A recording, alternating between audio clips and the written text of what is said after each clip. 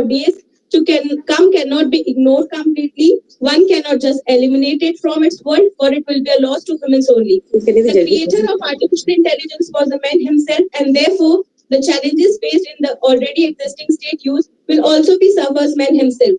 The only way from is to confront it is by slowly and gradually, with all due care and diligences, adopting AI and big data as a part of parcel of daily life activities. When it comes to the market, which governs the economic background, every nation in this globe, AI adopting can help bringing efficiency in the market. If the application of AI is well versed by the market operators, it is high time to bring in change the state use of competition law in the sense that needs modification with the growing changes in the market sector. Thank you.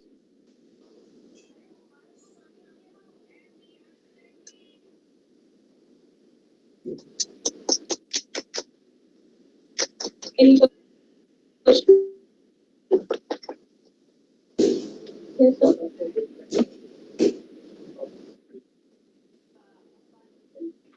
So they are being divided into 4 categories. It depends upon the kind of work. Like some artificial intelligence require more efficiency.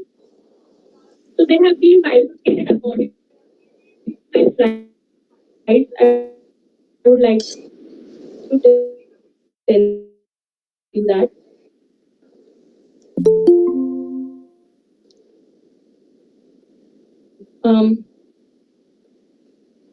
So one is reactive AI, one is limited memory AI, one is theory of mind AI, and one is self-aware AI. It depends upon the efficiency of the project. Like somebody, like we are using robots and we are replacing humans according to robots. So it depends on that category. And why I have chosen competition and artificial intelligence? Because of the Google bias case, if you are already aware about, the data privacy was being infringed in that, and that is the reason. And the more of the data Google is using,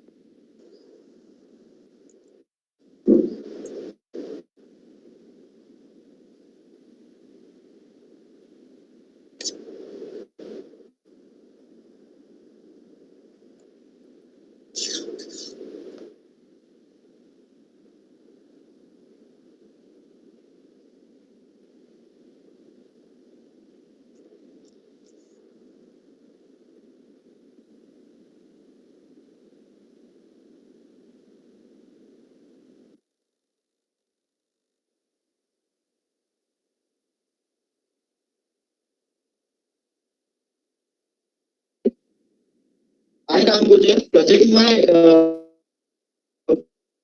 paper.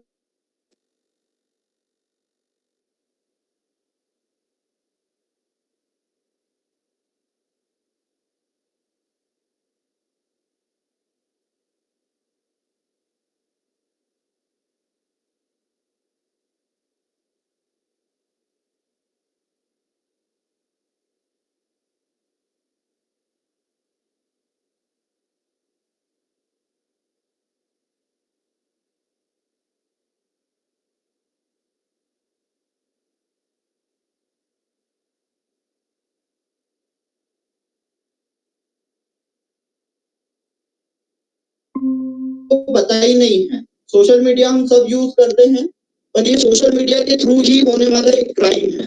तो देखते हैं क्या होता है morphing. Morphing जो small computer techniques का use करके computer जो साइबर क्रिमिनल्स होते हैं वो एक इमेज को दूसरी इमेज में कन्वर्ट करते हैं। और वो ऐसा क्यों करते हैं? वो सेक्स चैट और पोर्नोग्राफिक मटेरियल को प्रमोट करने के लिए, उसको यूज करने के लिए करते हैं। जैसे हम सोशल मीडिया पे कुछ फोटो अपलोड करते हैं, तो साइबर क्रिमिनल्स उस फोटो को कंप्यूटर टेक्निक्स का यूज करके एक इमेज से दूसरी इमेज में चेंज करते हैं। और उस इमेज को फिर वो उस मटेरियल में यूज करते हैं, जिससे जो भी जिस भी पर्सन की वो इमेज चेंज हुई है उसकी डिग्निटी इफेक्ट होती है। जस्ट लाइक सम एग्जांपल हम देखते हैं। आपके सामने 3 फोटो आपको दिख रहे होंगे। ये फोटो, इसमें जो फर्स्ट मेल पर्सन का फोटो है उसके फेस का कुछ पार्ट और फीमेल के फेस का कुछ पार्ट लेकर एक थर्ड इमेज बनाई गई। ये होता है मॉर्फ फोटो, जो कि एक जो भी ऐसा कोई करता है कंप्यूटर टेक्निक्स का यूज करके वो क्राइम कर रहा है। और ये फोटो वो यूज करते हैं पोर्नोग्राफिक मटेरियल को प्रमोट करने के लिए। एक एग्जांपल और देखते हैं। ये जो 3 फोटोज हैं इसमें से कुछ कुछ पार्ट, फेस के कुछ पोर्शंस लिए गए हैं और एक नई इमेज बनाई गई है। जो बीच वाली इमेज आपको दिख रही है वो 2 फेसेस का मिक्स है। और ये ऐसे जितने भी कंटेंट यूज किए जाते हैं वो मॉर्फिंग कहलाते हैं। तो जो भी पर्सन ऐसा मॉर्फ करता है वो साइबर क्रिमिनल है, वो मॉर्फ कर रहा है। Role of social media in morphing. क्या रोल होता है सोशल मीडिया का मॉर्फिंग में? हम फोटोज तो सब अपलोड करते हैं, सब चीजें करते हैं, लाइक्स बढ़ाने के लिए हम सब करते हैं। हम देखते हैं कि साइबर क्राइम जितने हो रहे हैं पूरी दुनिया में और इंडिया में, उसमें से हर एक 6वां साइबर क्राइम सोशल मीडिया के थ्रू, हर एक 6th cyber crime through the social media. So हम क्या कर सकते हैं इससे बचने के लिए? हमें प्राइवेसी रखनी चाहिए। ऐसे जो अनअवेयर पर्सन्स हैं, जिनको हम नहीं जानते, अननोन पर्सन्स हैं, उनको हमारे सोशल मीडिया में ऐड नहीं करना चाहिए।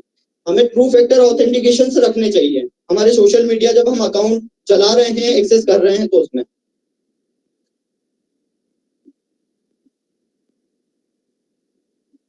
सोशल मॉर्फिंग से रिलेटेड इंडिया में क्या क्या लॉज हैं। सो आईपीसी सेक्शन 354 बात करती है outreach the modesty of woman. क्योंकि ये जो क्राइम होता है मॉर्फिंग, वो मोस्टली 70% टाइम वुमेन्स के लिए होता है और वुमेन्स की डिग्निटी को इफेक्ट करता है। सो आईपीसी की सेक्शन 354 बात करती है outreach the modesty of woman, या स्त्री की लज्जा भंग करना। सो इसके लिए यदि कोई ऐसा कोई क्राइम करता है जो कि outreach the modesty of woman है, तो वो पनिश किया जा सकता है, कम से कम 1 साल तक हो सकती है, और जुर्माने से भी दंडित किया जा सकता है। इसके बाद हम आईटी एक्ट या इंफॉर्मेशन टेक्नोलॉजी एक्ट की बात करें तो सेक्शन 67 भी उसके लिए बात करता है कि यदि ऐसा कोई ऑप्शन मटेरियल यूज करता है या उसको प्रमोट करता है तो उस संबंध में प्रोविजन दे के रखें। और सेक्शन 66E भी बात करता है कि कोई यदि ऐसा मटेरियल प्रमोट करता है, वायलेशन करता है या किसी पर्सन की डिग्निटी को इफेक्ट करता है, तो वो कम से कम 3 साल तक के कारावास और जो जुर्माना जो कि 2 लाख रुपए तक का हो सकता है, दंडित किया जा सकता है, या दोनों से दंडित किया जा सकता है। Thank you. Any question?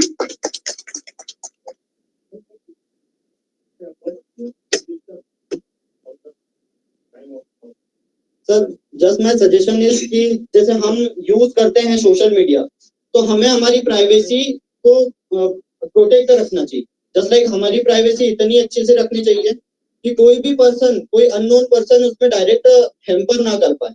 Just like आजकल क्या होता है कि सोशल मीडिया पे बहुत ये चल रहा है कि किसी अननोन पर्सन ने कुछ आपको कोई इमेज भेजी जिसमें आपको हाइट नंबर दिखते हैं, और वो हाइट नंबर के थ्रू आपको वो बोलते हैं कि यदि आप ये हाइट नंबर देख पाएंगे तो आपको इतना अमाउंट मिलेगा, 500 रुपीज, 1000 रुपीज आपको मिलेंगे। आपको इजीली दिखता है, विजिबल होता है, तो आपने वो देख के बता दिया। अब वो आपको बोलेंगे कि आप ये मेल आईडी यहाँ पर डाल दीजिए तो आपको अमाउंट मिल जाएगा। तो लोग वो पैसे, जो मनी की चाहत में उतना वो कर देते हैं और अनऑथोराइज्ड एक्सेस कर लेता है वो साइबर क्रिमिनल। सो हमें हमारा जो सिक्योरिटी होती है वो प्रोटेक्ट रखनी चाहिए।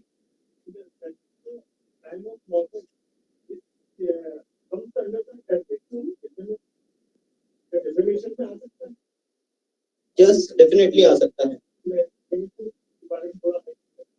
तो डिफेमेशन को आईपीसी में एज अ क्राइम डिफाइन करके रखा है, और एज सच टॉर्ट में भी आता है, सिविल लॉ से भी गवर्न होता है defamation.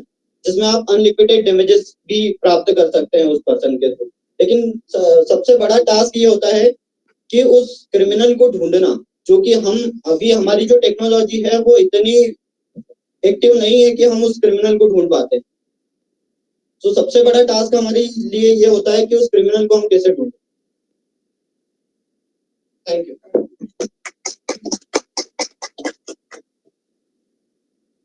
Thank you so much, Ram sir.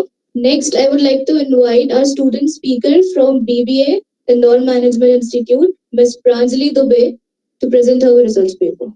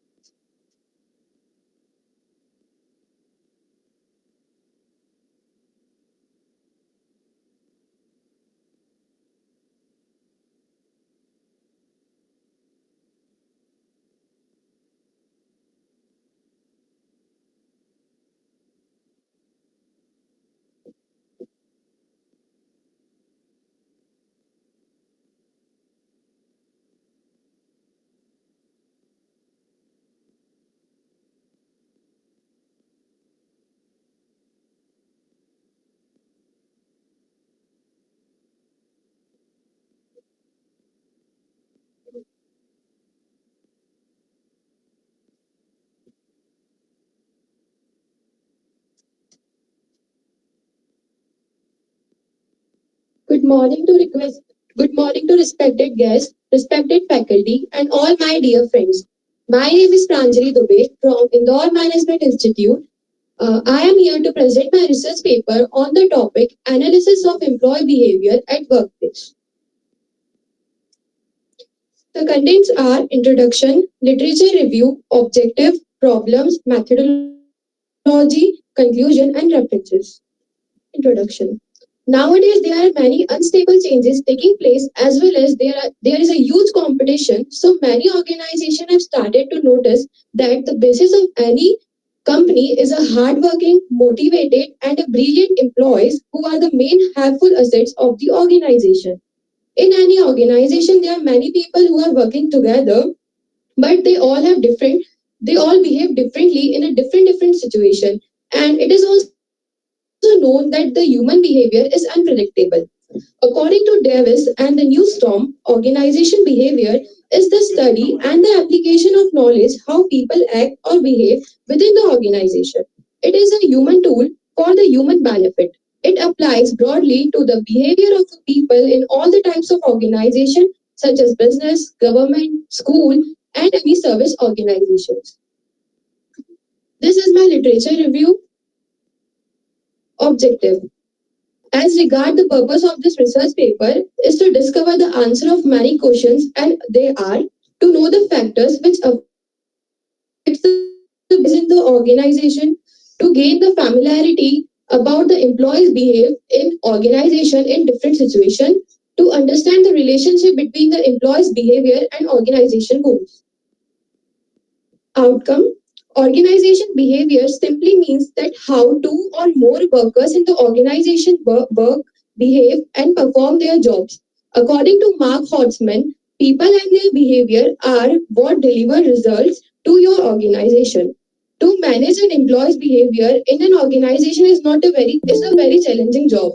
Managers have to first know the problems of the employees, why are they behaving in a particular way, and then they should analyze the long or the short term effects of the employees behavior towards the achieving of organization goals. Organization behavior is not something that can students learn through a theoretical knowledge, but it also requires a practical knowledge. Problems. As we all know that employees behave in organization makes a large impact towards the accomplishing the organization goals. But there are many problems through which organization may suffer due to the negative or too friendly behavior of the employees. Mainly the problem may arise with the behavior of employees when they are not satisfied with the job. The reason may be due to the unfavorable working environment of the organization or any financial incentives. Another problem may arise due to when employees think that they are less capable to perform any work.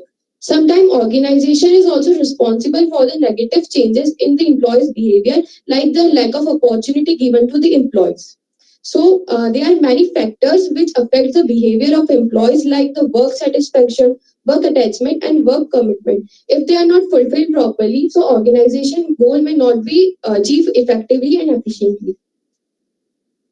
Methodology. The study was done to understand that how employees behave in organization and the factors like work satisfaction, work attachment, as well as the work commitment affect their behavior in the organization. The information and the fact used for the research has been composed through a secondary data. The data has been taken from the newspaper, books, articles, websites, and another secondary data. These are the references. Thank you.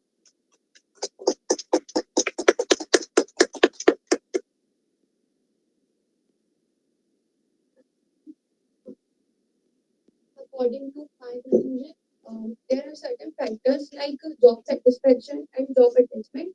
If these factors are not achieved in the organization, the goal cannot be achieved because how the employees behave in the organization impact towards the achievement of it. Yes, ma'am.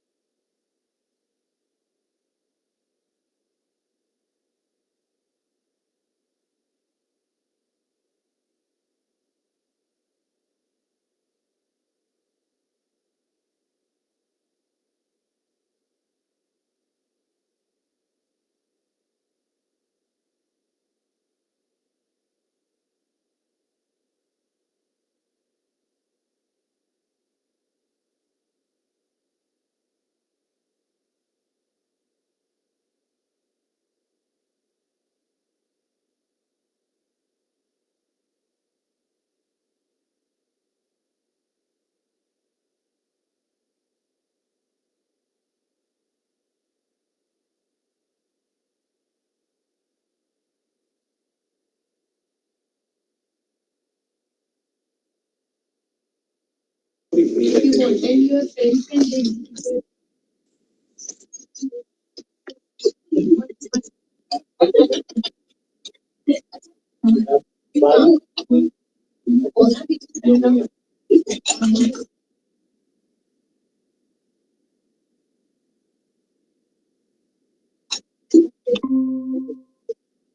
Yes.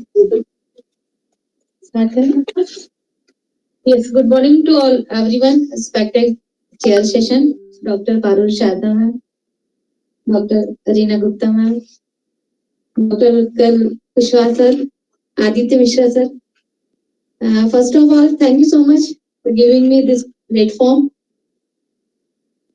Now I am going to present my first research paper in front of you. My topic is दिव्यांगजनों की सामाजिक समस्याएं. बहुत सामान्य से देखने में तो बहुत सामान्य सा टॉपिक है, पर समस्या बहुत गंभीर है इसकी. सबसे पहले हम जानने का प्रयास करें कि दिव्यांगता है क्या? साधारण शब्दों में अगर हम कहें कि किसी शारीरिक या मानसिक विकार के कारण जब एक सामान्य व्यक्ति सामान्य मनुष्य की तरह कार्य करने में असक्षम होता है, हम उसे दिव्यांग कहते हैं। और इसमें कई सारी ऐसी परेशानियां आती है दिव्यांगता में, जो एक सामान्य व्यक्ति बहुत साधारण तरीके से अपना जीवन दैनिक दिनचर्या बिता सकता है, और वही अगर दिव्यांग व्यक्ति है तो उसको कई सारे कष्ट है। ये मैंने कुछ आंकड़े इकट्ठा किए हैं हमारे जनगणना भारत में 2011 की हुई थी। ये सारे आंकड़े हमारे जो है वो दिव्यांग जनगणना के आधार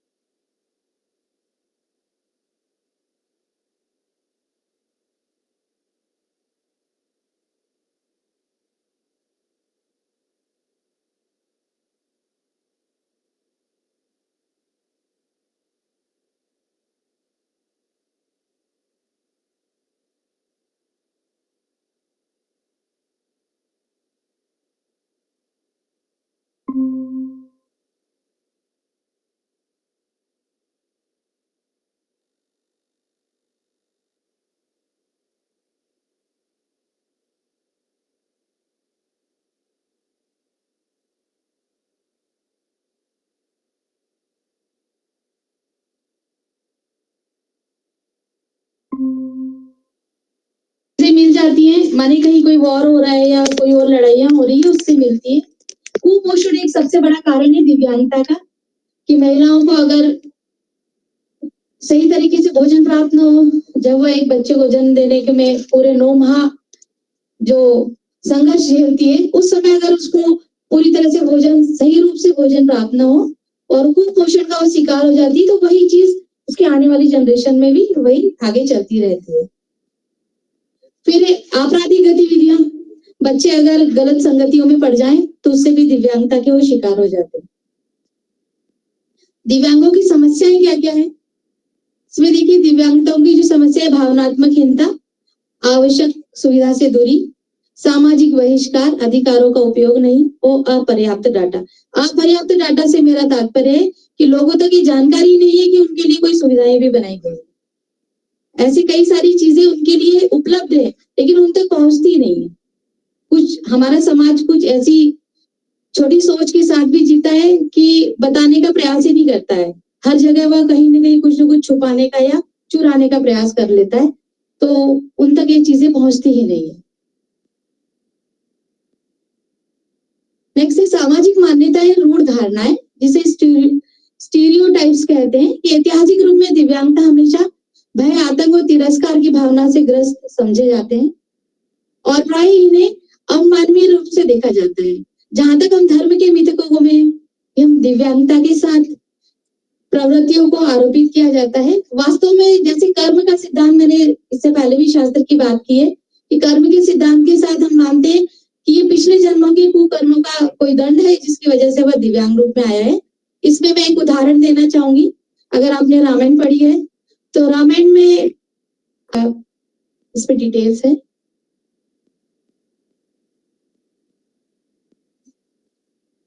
अब जो सरकार की मैं एक चीज और बताना चाहूंगी कि जो सरकार के द्वारा जितनी चीजें चली है, संविधान में भी दिव्यांगता का अनुच्छेद 41 माने 41 और 21 दोनों में उल्लेख है, जिसमें दिव्यांग व्यक्तियों को समान अधिकार दिए जाने का उल्लेख किया गया है।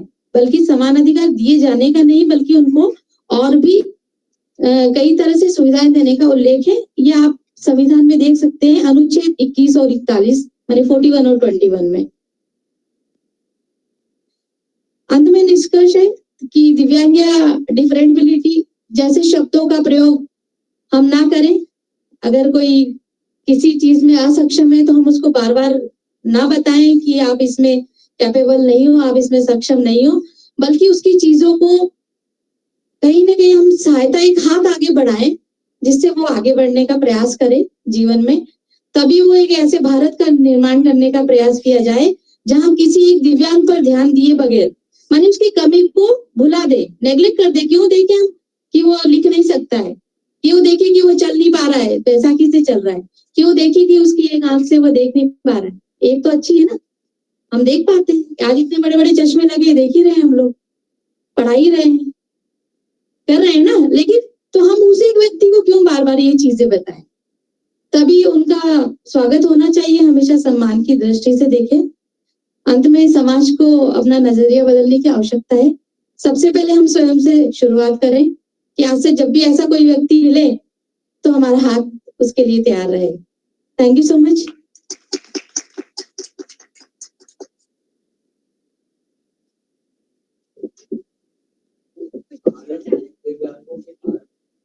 जी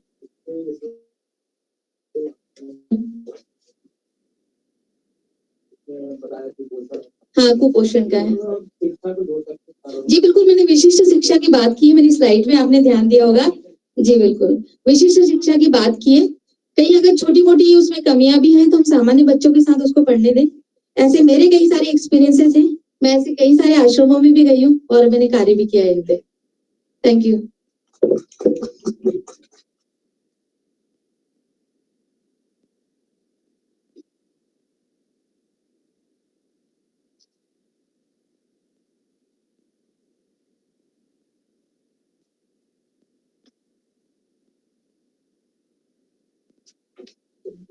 Thank you so much, Anjali ma'am. It was such a wonderful presentation.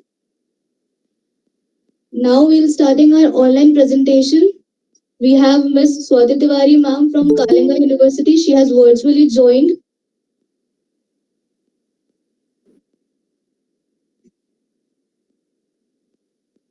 Swati ma'am.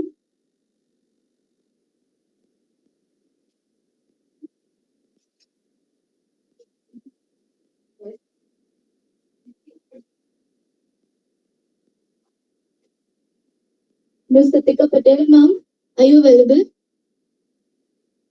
Satika Patel ma'am has joined from GS College of Jabalpur. She is virtually connected with us. Satika ma'am, are you there?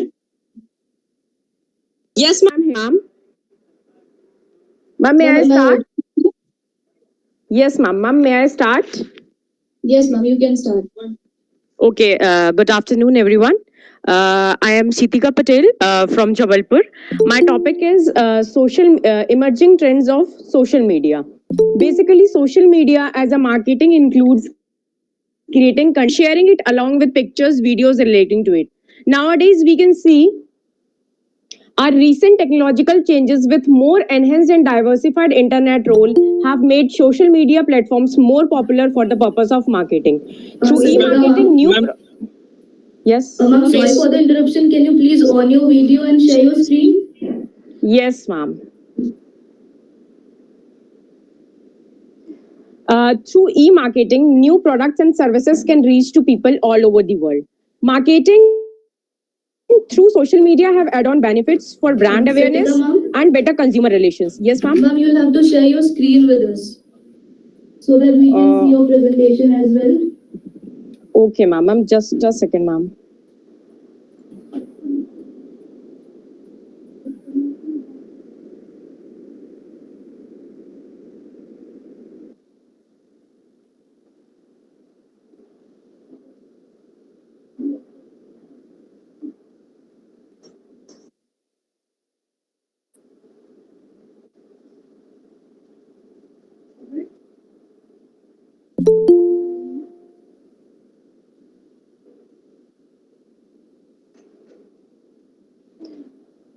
Just a minute, ma'am.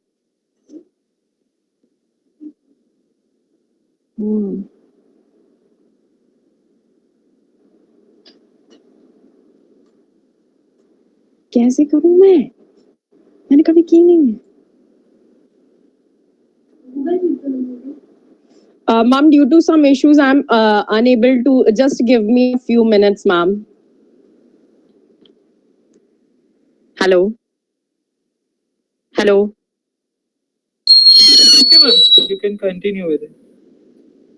Yes, ma'am. You can continue if you want. We can also share your screen, but then we have to operate your PPT from here. Sir, actually, I'm facing some issues from my side, sir. So have you sent your PPT to us? Yes, sir. I have sent the PPT to you. Okay, then, ma'am, we will share. Then you can. 1 minute, then, ma'am, you have to give us a minute for this. Yes, sir. Ma'am, in our schedule, actually, Swati ma'am is also there. So Swati ma'am, Yes, I'm there. Yes, I'm there. Ma'am, if it's comfortable, we'll ask Swati ma'am to present first. Is it okay for you? Yeah, sure. Yes, sir. No issue Yes, with sir. that. Okay, that's great. Swati ma'am, then you can continue and you can even uncam yourself and also present your PPT. Okay. Good morning, one and all. Thank you for giving me a chance to present my PPT in this international conference. I'm starting with my PPT.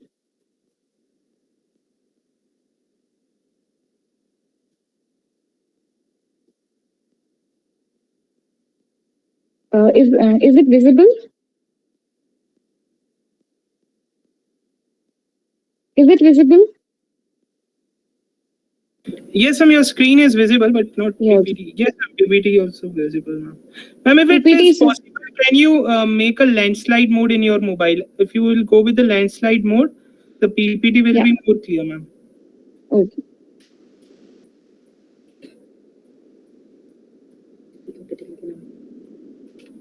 Yes, ma'am, you can open that portrait mode. Yes, ma'am. Yeah. Fine?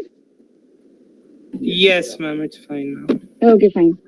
So this study is about that how illustrative study on the integration of traditional knowledge system in India for sustainable development. It's like how this traditional knowledge system helps in sustainable development.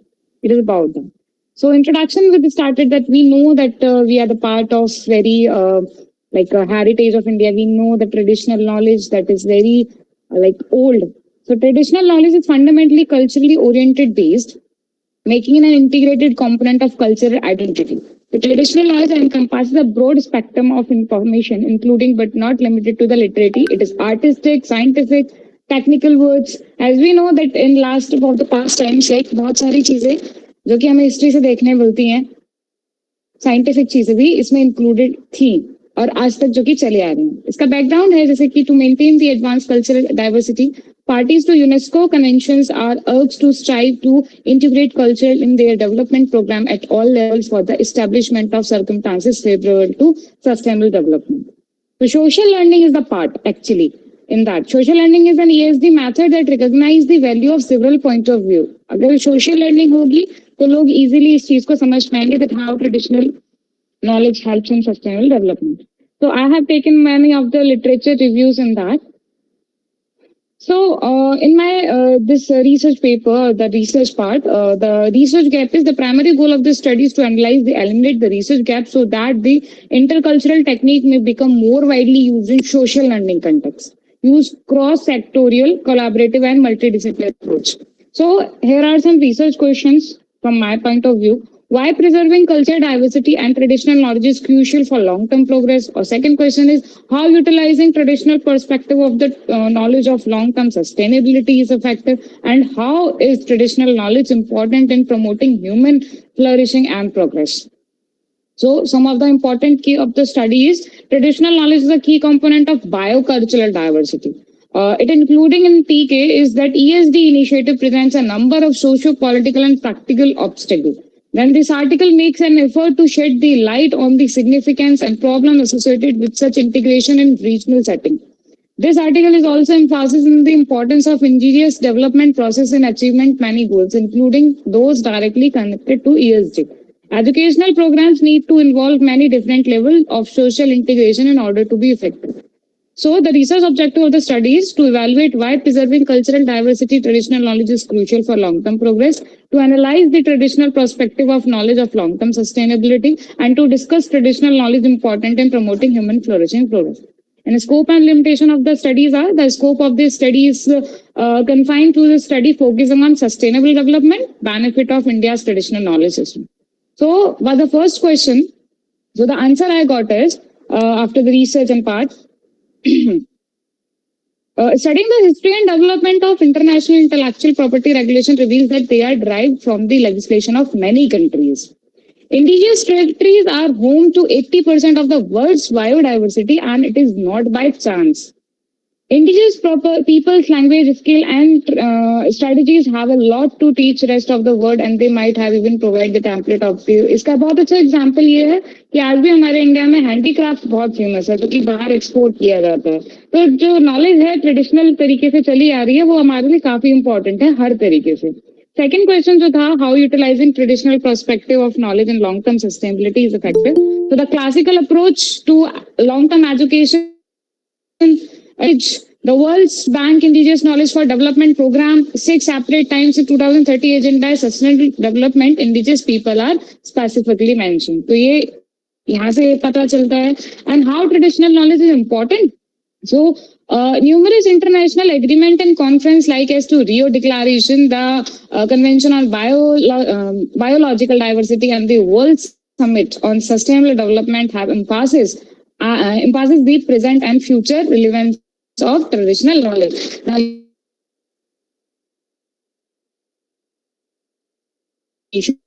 on human rights and UNESCO are just some of the UN bodies that have acknowledged its significance. ये भी ये मानते हैं कि हाँ traditional knowledge जो है वो काफी important part है.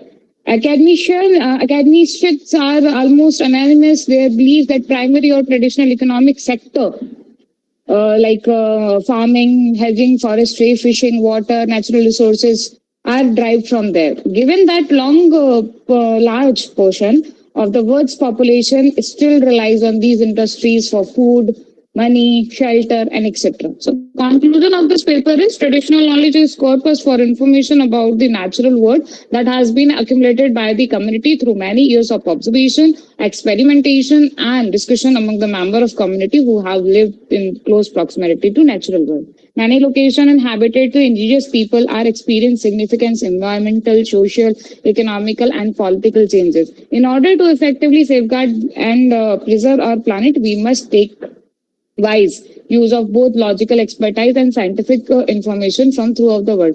It's like my personal point of view. जब पहले ट्रेडिशनल नॉलेज के साथ सारी चीजों को किया जाता था तो पॉल्यूशन जैसी प्रॉब्लम नहीं थी, खाने की तंगी नहीं थी, इतने तरीके की बीमारियां नहीं थी. अभी जितनी सारी चीजें चेंज होती जा रही है उतनी सारी के सारी प्रॉब्लम आती आ रही है. तो इस रिसर्च पेपर से फ्यूचर स्कोप ये निकलता है. Study should be conducted in future to explore the document's crucial function that traditional knowledge plays in the hands of the continuation as well as knowledge as their content. The people biodiversity registered need to stronger focus on the scientific community as well. ये scientifically कितने important है. Suggestions मेरे part पे हैं कि government and development agencies को इस पे वर्क करना चाहिए, सोसाइटी को और ज्यादा अवेयर करना चाहिए. In order to expand public knowledge and comparison it is essential that any proposed action be supported by sufficient research documenting relevant fact and outline success teaching initiative. Thank you.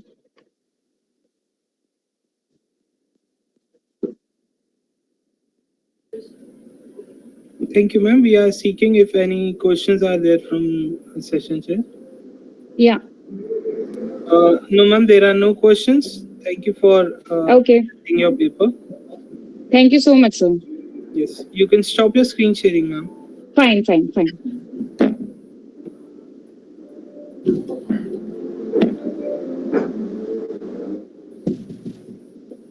Yes, you can. Here, this will also be on. Yes, ma'am, this will be. Okay, so it's the time that we have our international special guest with us today, Dr. Sonakshi Rohela. Dr. Sonakshi, are you there? Dr. Sonakshi Rohela. Hello. Yes. Can you hear me? Yes, I can hear you, Sonakshi. You can hear me? Okay. Yes, I can hear you. Yeah. How do I pronounce your name? It says Parke? It's no, this side Parul. Parul. Parul, okay. Parul, yes. Parul is more because I said, okay, maybe I don't know that bit. Yes. How are you, Parul? The ID through which I am connected. Okay. Nice to meet you again. Okay. I think now you can see me. Can you see me now? Oh, yes. And the site is very beautiful. So much. Okay, so we have our special international guest with us today, Dr. Sonakshi Rohela from Curtin University, Dubai. Dr. Sonakshi Rohela holds a Harvard certification in higher education with a PhD in psychology, recognized by the Ministry of Education, UAE. She is an accomplished educationist with over 12 years of extensive experience in undergraduate and postgraduate teaching, training, mentorship, and research of students from different nationalities and ethnic backgrounds. She is also a co-guide for doctoral research scholars in the field of psychology and mental health. She is a Community Development Authority Dubai licensed psychologist with a comprehensive experience in the field of counseling, psychotherapy, behavioral lifestyle interventions, neuro-linguistic programming, and psychometric assessment. She has worked extensively in the area of anxiety and emotional psychological distress in both India and UAE. She has authored the book Counseling Interventions for Millennials, published in 9 languages by Lambert Publications in 2020. She is currently designated as a senior lecturer and program coordinator for psychological sciences at Curtin University, Dubai. She is the former associate registrar and assistant professor of psychology at MIT University, Dubai.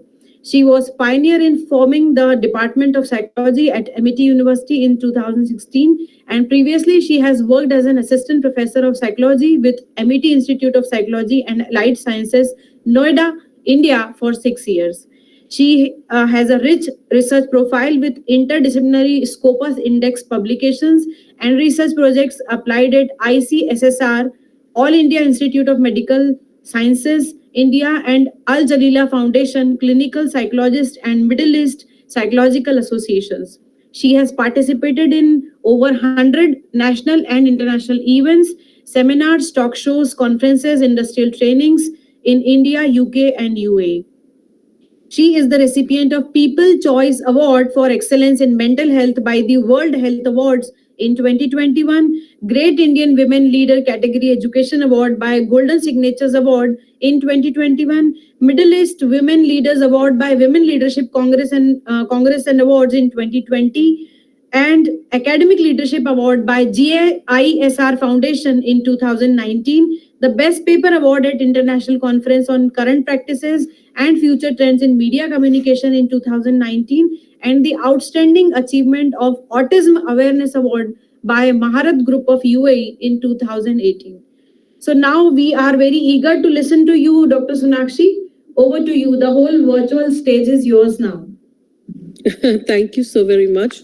First of all, I feel very old with that long introduction, but thank you so much. And I understand I'm here briefly, so I will make the time worthwhile.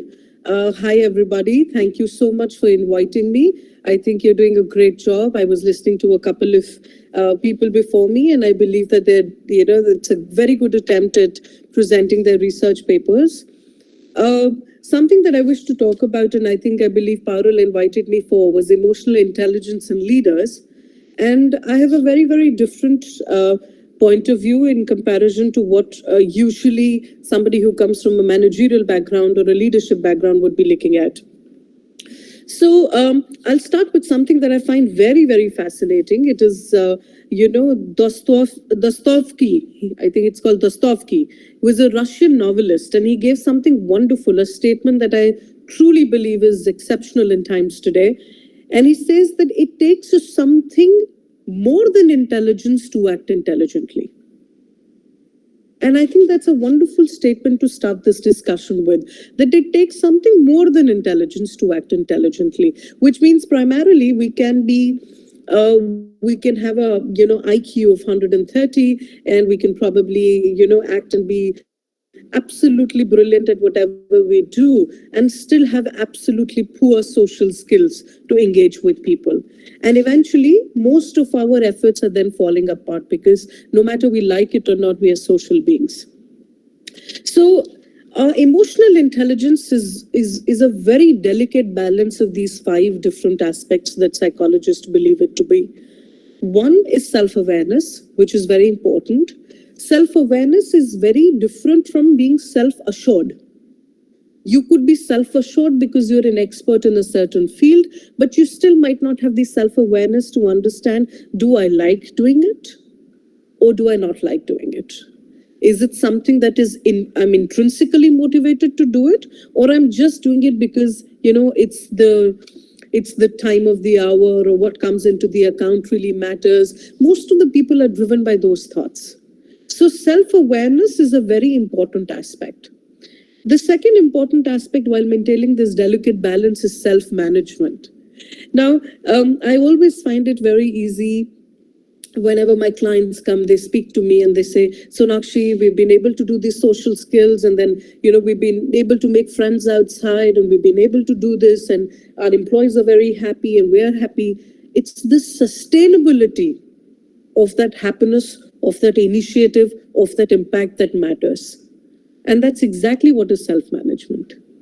That self-management does not happen with the here and now of, okay, we are self-aware, we like this, and then this is a bit that we talk about. It's the maintenance of that over and over a period of time which gets neglected by people.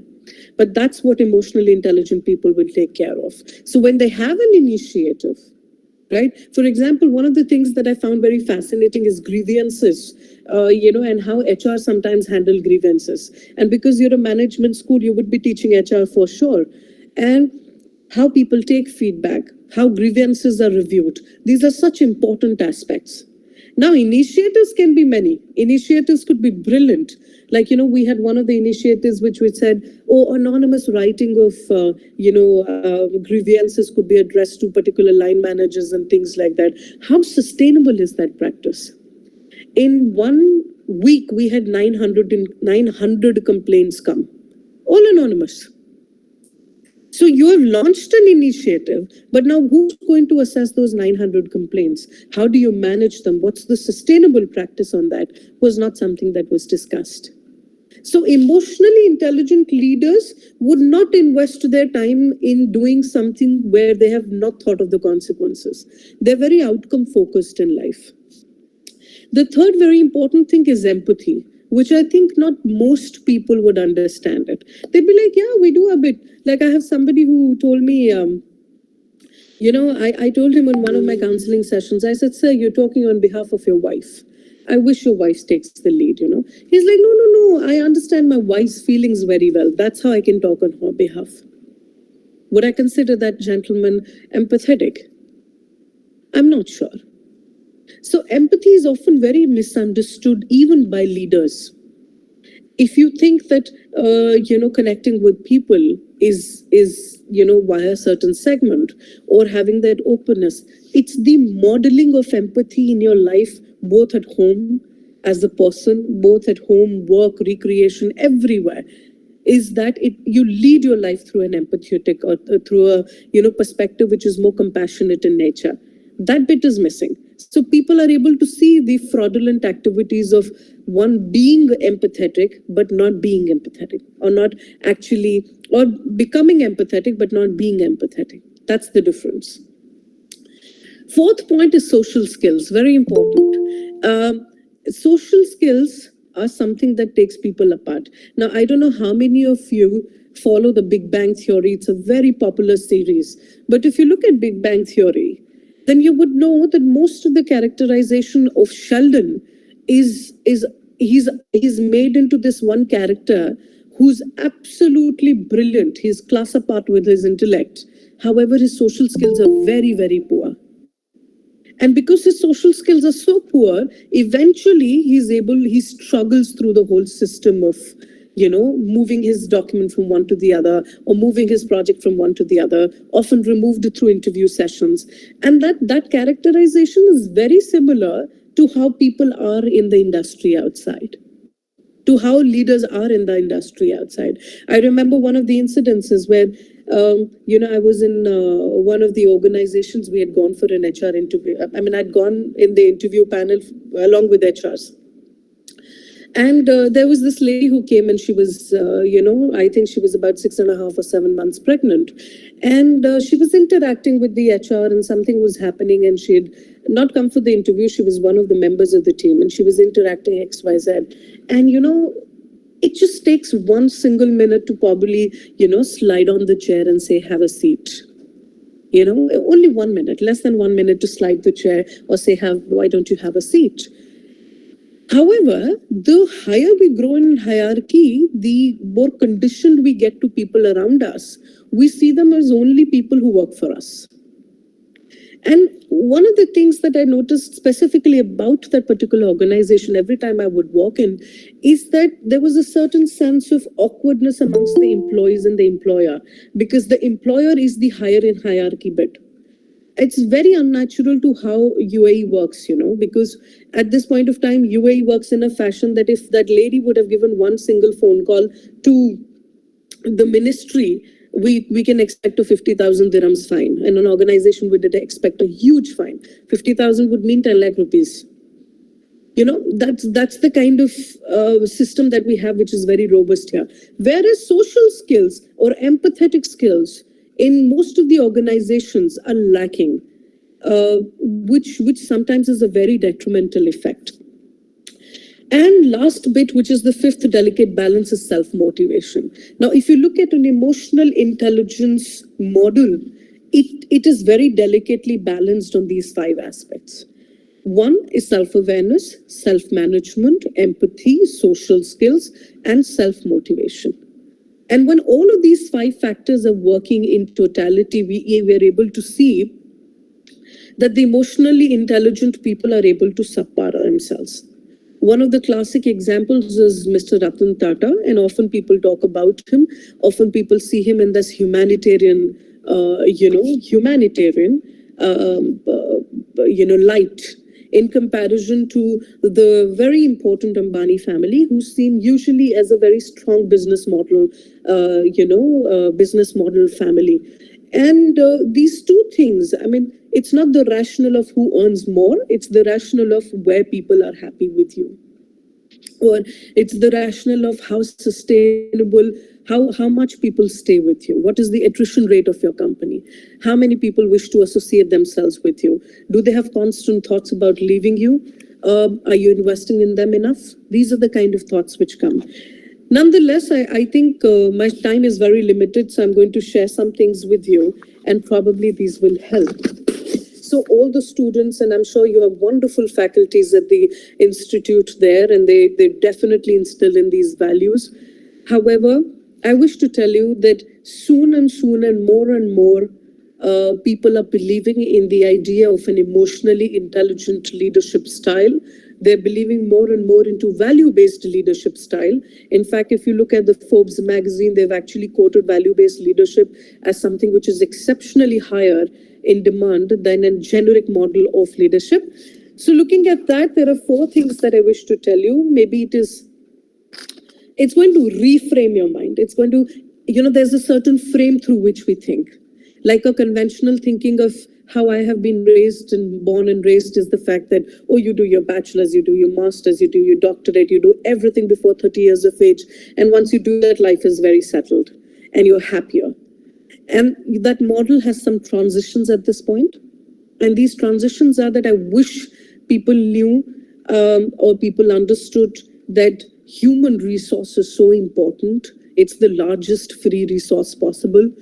And only if they taught us interpersonal skills, personally connecting with people, how social skills, socio-emotional management, then things would have been much better. So looking at these 4 things, I bring you back again. My first advice to all the people who are here is connect first and correct later. We do the opposite. We correct people first and then we try to connect with them. However, emotionally intelligent leaders would definitely connect with people first. Sometimes I say, suppose you call me Meenakshi. I would play along. It doesn't bother me. I would play along after a while. I'd probably say, you know what, by the way, my name is Sonakshi. However, most people, if they call, they would have a very strong instant reaction which says, hey, I'm Sonakshi, and that sometimes cuts the rapport. So me being a psychologist, I've lived all my life on rapport building, and I have believed it to work magnificently with my clients, with people. So number one is please connect with people and then you can correct them. With the leadership or ideology that, oh, I'm the power in charge, I'm the HR, I'm the marketing head, I'm the line manager, I can correct this, I can reduce this, I can talk like this, would eventually lead to less and less people having faith in you. Number two is very important. It's the beautiful event and interpretation debate. So the concept of that is most of the people live their lives on interpretation. So hypothetically, I'll give you an example. Parul reached out to me and she said, hi, how are you, Sonakshi? And suppose I didn't respond very well to Parul. All of you who's listening to this, or all of you who's sitting there, would probably start to think, hey, what is the difference? What is the, there's something which was there between Parul and Sonakshi. It was not so nice. And then people would start to add their interpretations. Maybe they know each other from somewhere, or maybe Parul pissed Sonakshi or Sonakshi pissed Parul. There must be something that's happening. Now, most people would not focus on the event. The event was very simple. Parul said hi. Sonakshi took her own time to say hi because, oh, it was virtual. Yeah. However, interpretations would be many. Most of the top leaders, they get easily influenced. Even you have a boss who says, this guy listens to anybody and everybody. You have that boss. And you have that boss only because of the fact that he is too focused on the interpretation. Parul, that was hypothetical already because you know how much I respect you and love you. So that was just a classic example if you're listening to me. But nonetheless, the focus should be on the event that happened. So for example, if your employee asked for, employee gave you a resignation, you got to speak to them about why you're resigning, rather than starting thinking on the interpretation, building it around, and then suddenly, the news felt like, fire in the jungle.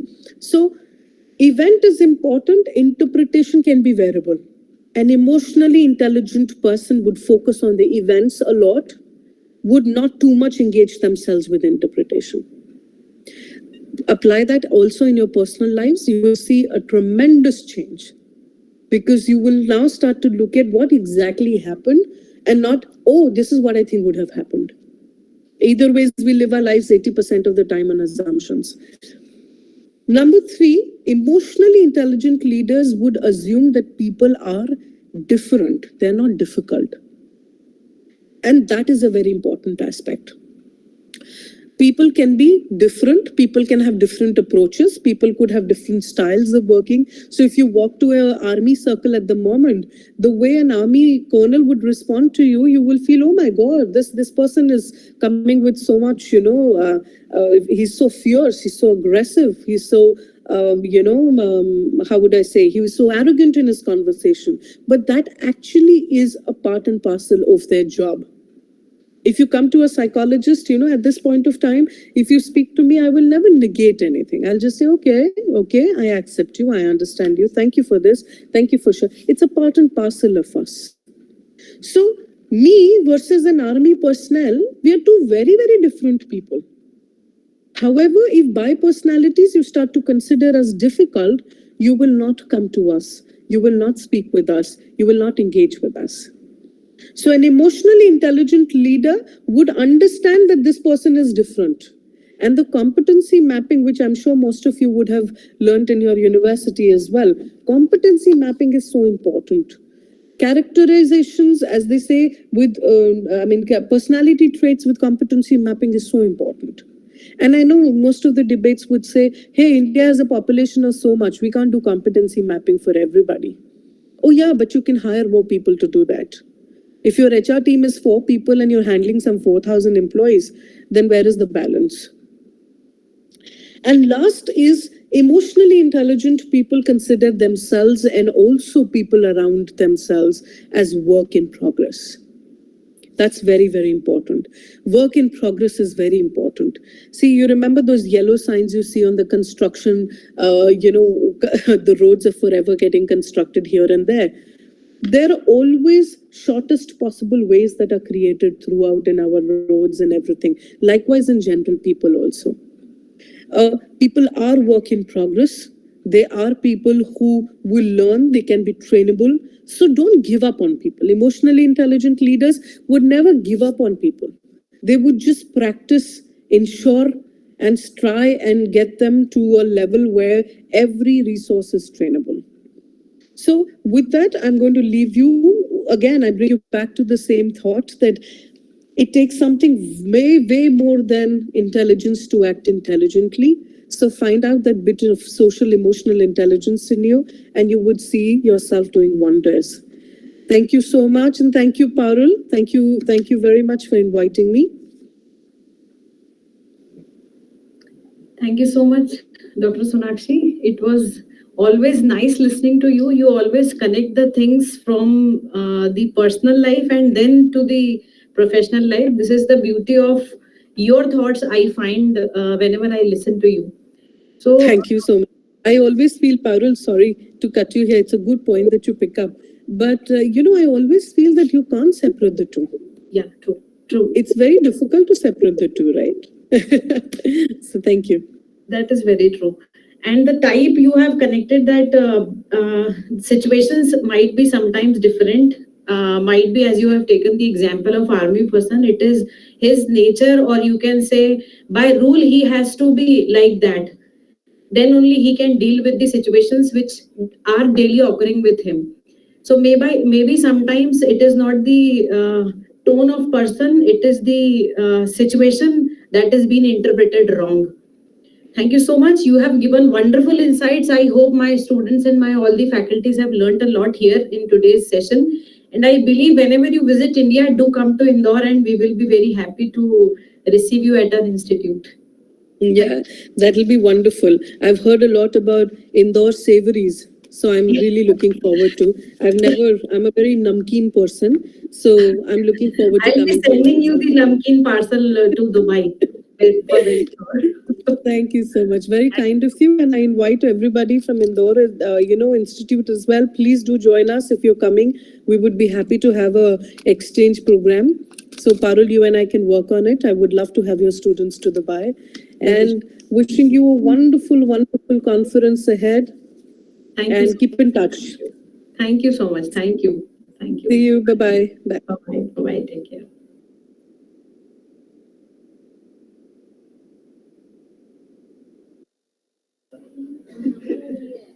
I request Pakhi ma'am to please come over the dais and continue with the rest of presentations.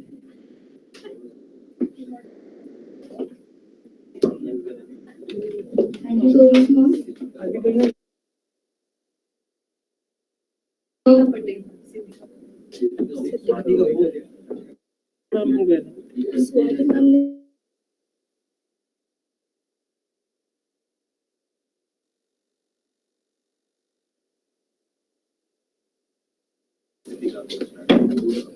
Sitika ma'am, are you there? Sir. Ma'am, are you ready with your PPT now? Yes, sir. Okay, great. So you can announce about ma'am and then we can start. Just a second. Okay, so now we have Sitika Patel ma'am with us. She has joined from GS College of Jabalpur. Ma'am, the virtual stage is all yours. You can move ahead with your presentation. Ma'am, my PPT is visible? Yes, ma'am, Yes, your ma'am. PPT is visible. You can. Okay. Good afternoon, everyone. I'm Sitika Patel from GS College of Commerce and Economics, Autonomous, Jabalpur. This is my first paper presentation, and my topic is Emerging Trends, Social Media Marketing. Social media marketing, as marketing includes creating content and sharing it with long pictures to attract customers.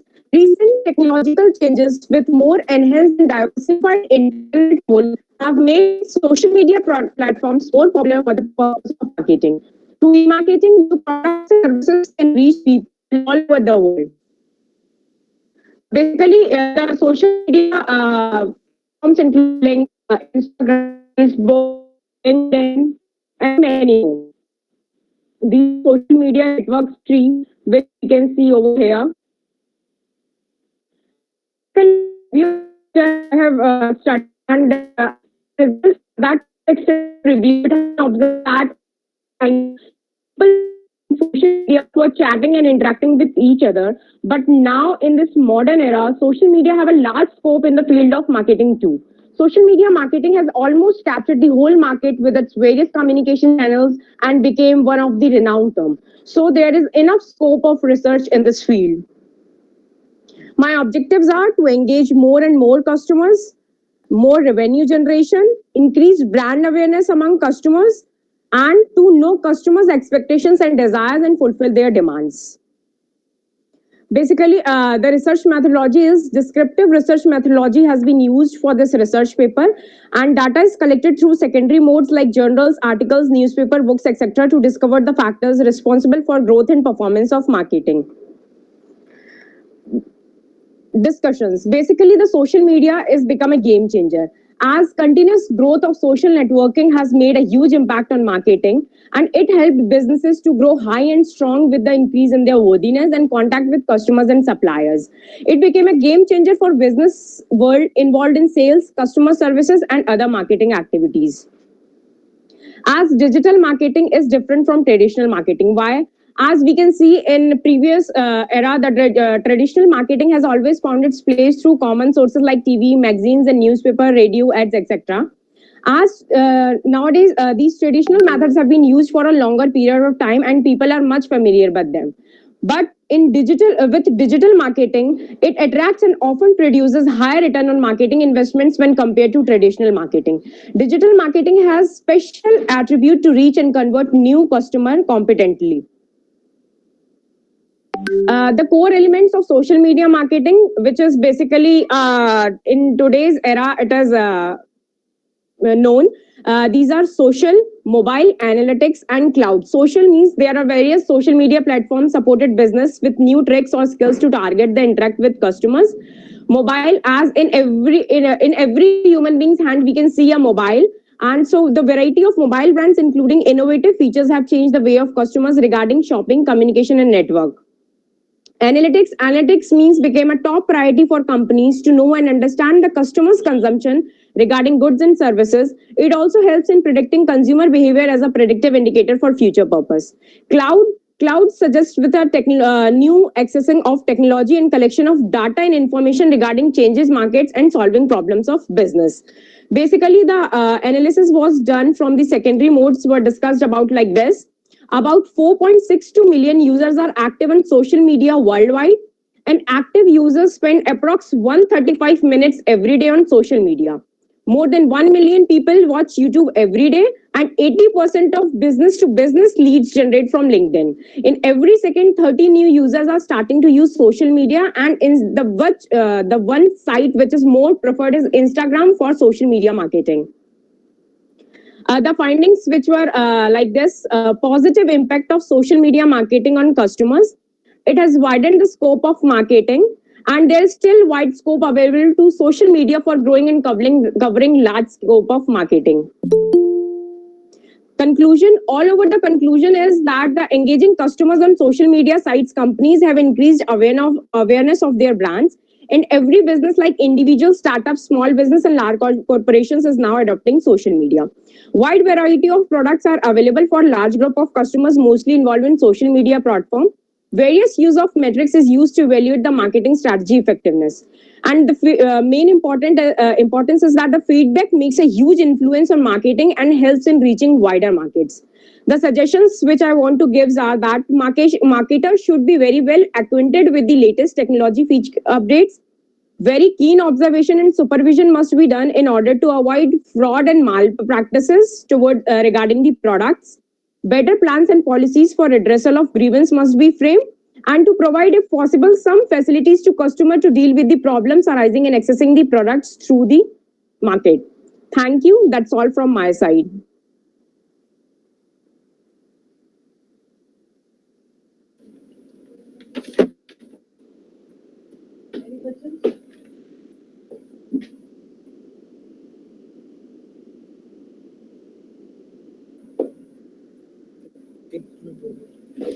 Thank you, ma'am. I think there are no questions from our panel. And best of luck for the future. Now we'll go for next participant, and she is Nivedita Dange. Is she available here? Yes, I'm here. Okay, ma'am. Now you can uncam yourself, and also if you are sharing your... थोड़ा सा वो हो जाता है ना hesitation. Sitika ma'am, your mic is on, ma'am. Sitika ma'am. Sorry sir. It's okay, ma'am. Nivedita Dange ma'am, now you can uncam yourself, and also you want to share your PPT, you can. Just give me a second.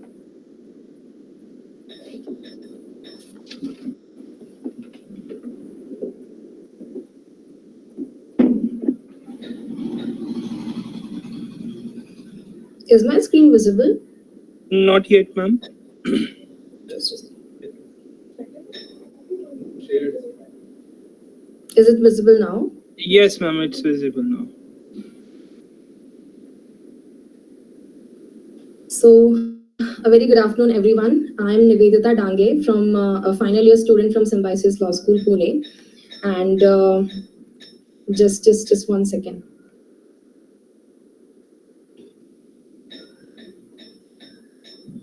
Yeah.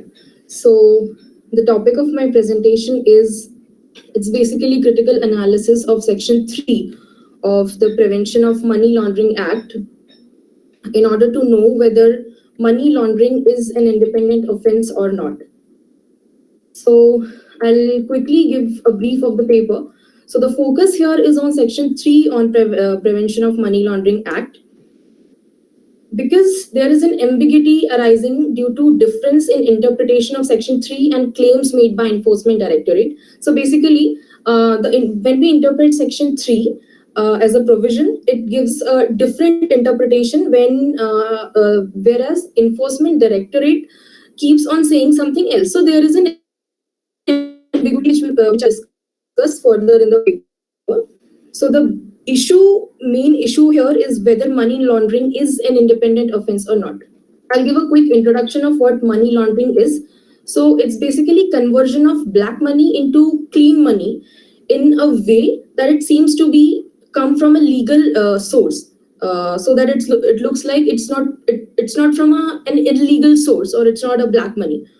The process involved in this is placement, layering, and integration. So basically, this process disguises the origin of the black money and shows this to be legal or clean money. There are various steps taken by internationally and nationally for combating money laundering. Some of these are KYC norms issued by RBI, establishment of Financial Intelligence Unit of India, establishment of Financial Action Task Force, and International Organization of Securities Commissions. So here the main research question is, first, is money laundering an independent or standalone offense or not? Second, money laundering refers to the use of money which has been made out of criminal activity by illegal means. In that picture, if court finds out that there is no commission of criminal activity, can there still be presence of offense of money laundering? This is the second question. And third is there a need of classifying money laundering as an independent offense? So here's the analysis. First of all, what are the involved provisions of law? First is Section 3, which tells us what is basically an offense under the Act. So first of all, concealment, possession, acquisition, use, or projecting the proceeds of crime as untainted property is an offense. And secondly, under Section 2U, it shows that what is proceeds of crime. So basically, proceeds of crime means any property derived or obtained directly or indirectly by any person as a result of criminal activity. So Section 3 and Section 2U conjointly explain what exactly is an offense, what should be the offense. Here the statement of problem is, first of all, when Section 3 and 2U are read conjointly, it becomes very much clear that money laundering is not an independent offense and it exists only when the activity from which money has derived is listed under the schedule attached to the act. So basically, there is a schedule attached to the Prevention of Money Laundering Act, which contains various criminal activities, and according to Section 3 and 2U, if the activity is listed under that schedule, then only I'm so sorry. So अगर वो activity listed है criminal उस schedule में, तो ही उस criminal activity से मिले हुए proceeds जो होंगे, that will be counted for money laundering. So despite of this fact, it is being so clear with the interpretation of legal provision, but still enforcement authority clearly kept on claiming that this offense under Section 3 is an independent offense and it's a standalone offense regardless of its underlying criminal offense. So here we can see that money laundering is a severe criminal offense, and such ambiguity, if such ambiguity is sustained, it is very confusing for legal practitioners as well as the public, the general public, and it definitely affects the proceedings, because in India we see that criminal offenses are of very serious nature all over the world. The laws made with regards to criminal offenses, they have to be very crisp and clear, and they have to be very crisp and clear. So there should be no scope of such ambiguity. Here I'll start with my analysis, first of all, with legal provisions. So going with the literal meaning, the phraseology of Section 3, it says that any proceeds or activity connected with the proceeds of crime. So that's the relevant phase of that section. And Section 2U says that proceeds of crime means any property derived or obtained directly or indirectly by any person as a result of criminal activity. Here we can see the connection between these two sections and the offense of money laundering and the criminal activity. These two parts of the legislation are inextricably linked. They link the offense of money laundering with criminal activity, which has been mentioned in the Act. Further, when we read Section 3 and 2U conjointly, I already explained a lot of times, it easily forms a picture that money laundering is not an independent offense, but it is connected to underlying criminal activity. I have here analyzed few cases of higher judiciary, which shows the judicial opinion regarding this problem, because the Act says something else and the Enforcement Directorate, which is also an authority, says something else. So I have found a midway and I have analyzed what judiciary exactly have in their opinion. So first case I analyzed was case of Bhagya versus Union of India. In this, Honorable High Court of Karnataka observed that it is not possible to vision the offense of money laundering without the commission of scheduled criminal offense, which is very logical and very easy to interpret with the legal provisions we already saw.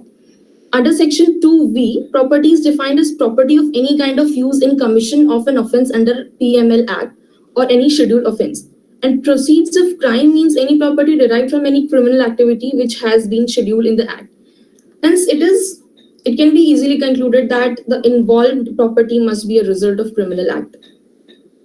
The court is also of the opinion in this case that once it is proved that the activity from which property is derived is not a scheduled criminal activity, the property will cease to satisfy the character of property defined under Section 2U and 2V, that is proceeds of crime, and will not be able to be treated as proceeds of crime, which makes the involved money clean automatically.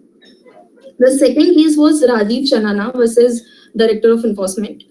It was held by Delhi High Court in this case that after the person is acquitted from scheduled offense, he cannot be tried under Section 3 of PMLA Act. So there was one case going on this party for a particular criminal offense, and the money laundering offense was connected to this offense. So the court held that if that person is acquitted from the main offense, then he cannot be tried under Section 3. Secondly, the court found it difficult to imagine the offense of money laundering without its fundamental requirement of being derived from a scheduled criminal activity. Ma'am? Yeah. Ma'am, panel is saying you have just last minute, so please conclude your. research, ma'am. Yeah, okay. Yes. Just 2 minutes. So yeah, so these are the cases which I have analyzed. So answer to research question, is money laundering an independent or standalone offense? Yes, according to my research. If court, the second question was, if court finds out that there is no commission of criminal activity, can there still be presence of offensive money laundering? According to my analysis, it's not. Secondly, this is one of my suggestion as well. Is there any need of classifying money laundering as an independent offense? So we can clearly see that there is connection. The money laundering has a significant connection with society at large, and organized crime can easily acquire the important organization and control of large sectors of economy by way of bribe and investment into it. So criminal organizations can easily slip into the economies of such developed or underdeveloped economies, and organized crime can easily take place. So, in my opinion, the limiting the extent of criminal activities by making a schedule is not the correct way. There should be some independent characteristic of this offense. But yeah, again, it is not practically possible. So there could the schedule could be the more and more criminal activities could be included in it, or some changes could be done so that it is not limited to certain activities only. Finally, the conclusion is here. I have already explained everything, and there is a paucity of time. So yeah, I just conclude with the last statement that even if enforcement authority have always kept on claiming that the offense under Section 3 is independent, judiciary has clearly shown that it is not an independent offense, and it clearly it clearly depends on the underlying criminal activity. And my opinion remains the same, that there is some need to, there should be the criminal activity should not limited to the to a particular schedule, and it should be increased. So yeah, thank you. Thank you, ma'am. I'll seek for any questions and doubts. So, do anyone have questions regarding this? Okay, ma'am. So we don't have any questions. Thank you for your presentation. I wish you luck for your future. Now we on the next part we have an offline presentation, and I'll call Ms. Paki Bhadi ma'am for announcement of this.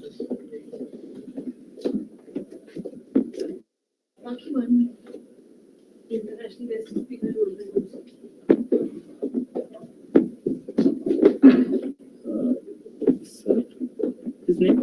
Omar. Let me uncarry. You can ask sir. Okay. Hello.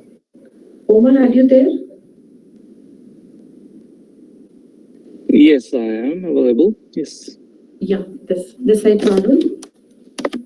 Okay, so we have our another international special guest with us today, Omar Maruf Sofi. He's an operations manager at Alameda Ola Kingdom of Saudi Arabia. I request Omar to please share his views about the second day of our third international multidisciplinary conference, and we are here live from Indore, India. Omar, all the virtual platform is yours now. Thank you very much. First of all, I would like to thank Dr. Parul for giving us the opportunity to be a part of this conference. International Multidisciplinary Conference on Organizational Accountability and Ethical Change. So, and I wish luck, and I wish, very good future for the IMI. They're doing a tremendous work in this, as I have been seeing. I am going through all. So, best of luck for that. And rolling on, as I saw the, research topics and everything, I will take on the e-commerce developments. So, if you can just start my presentation on the same, please. I'm audible? Yes, sir, you are audible. You can share your PPT. Can it be done from your side? I've sent it yesterday. Okay, sure, sir. Give me a minute, sir. I'll share. No problem.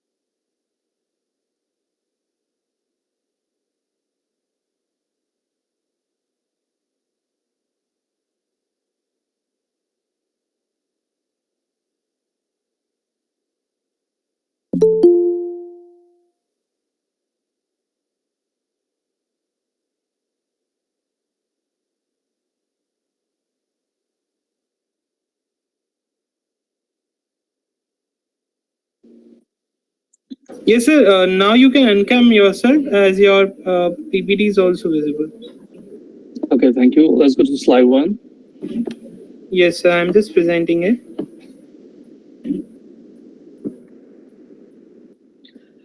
If you look at the e-commerce segment, it's we're developing very tremendously on this segment. It was already under development over the past decade, we can say, but COVID-19 actually led. It acted as a catalyst for its boom, for its high share in the market. Since we have seen the dramatic surge in online sales. Since we know that more of the customers they are now shopping online, they can e-commerce business needed to adjust to their shopping experience to the new reality that we are facing in the day-to-day activities as customers are becoming more demanding, and so competition is on the rise. So everybody has to adjust to the niche.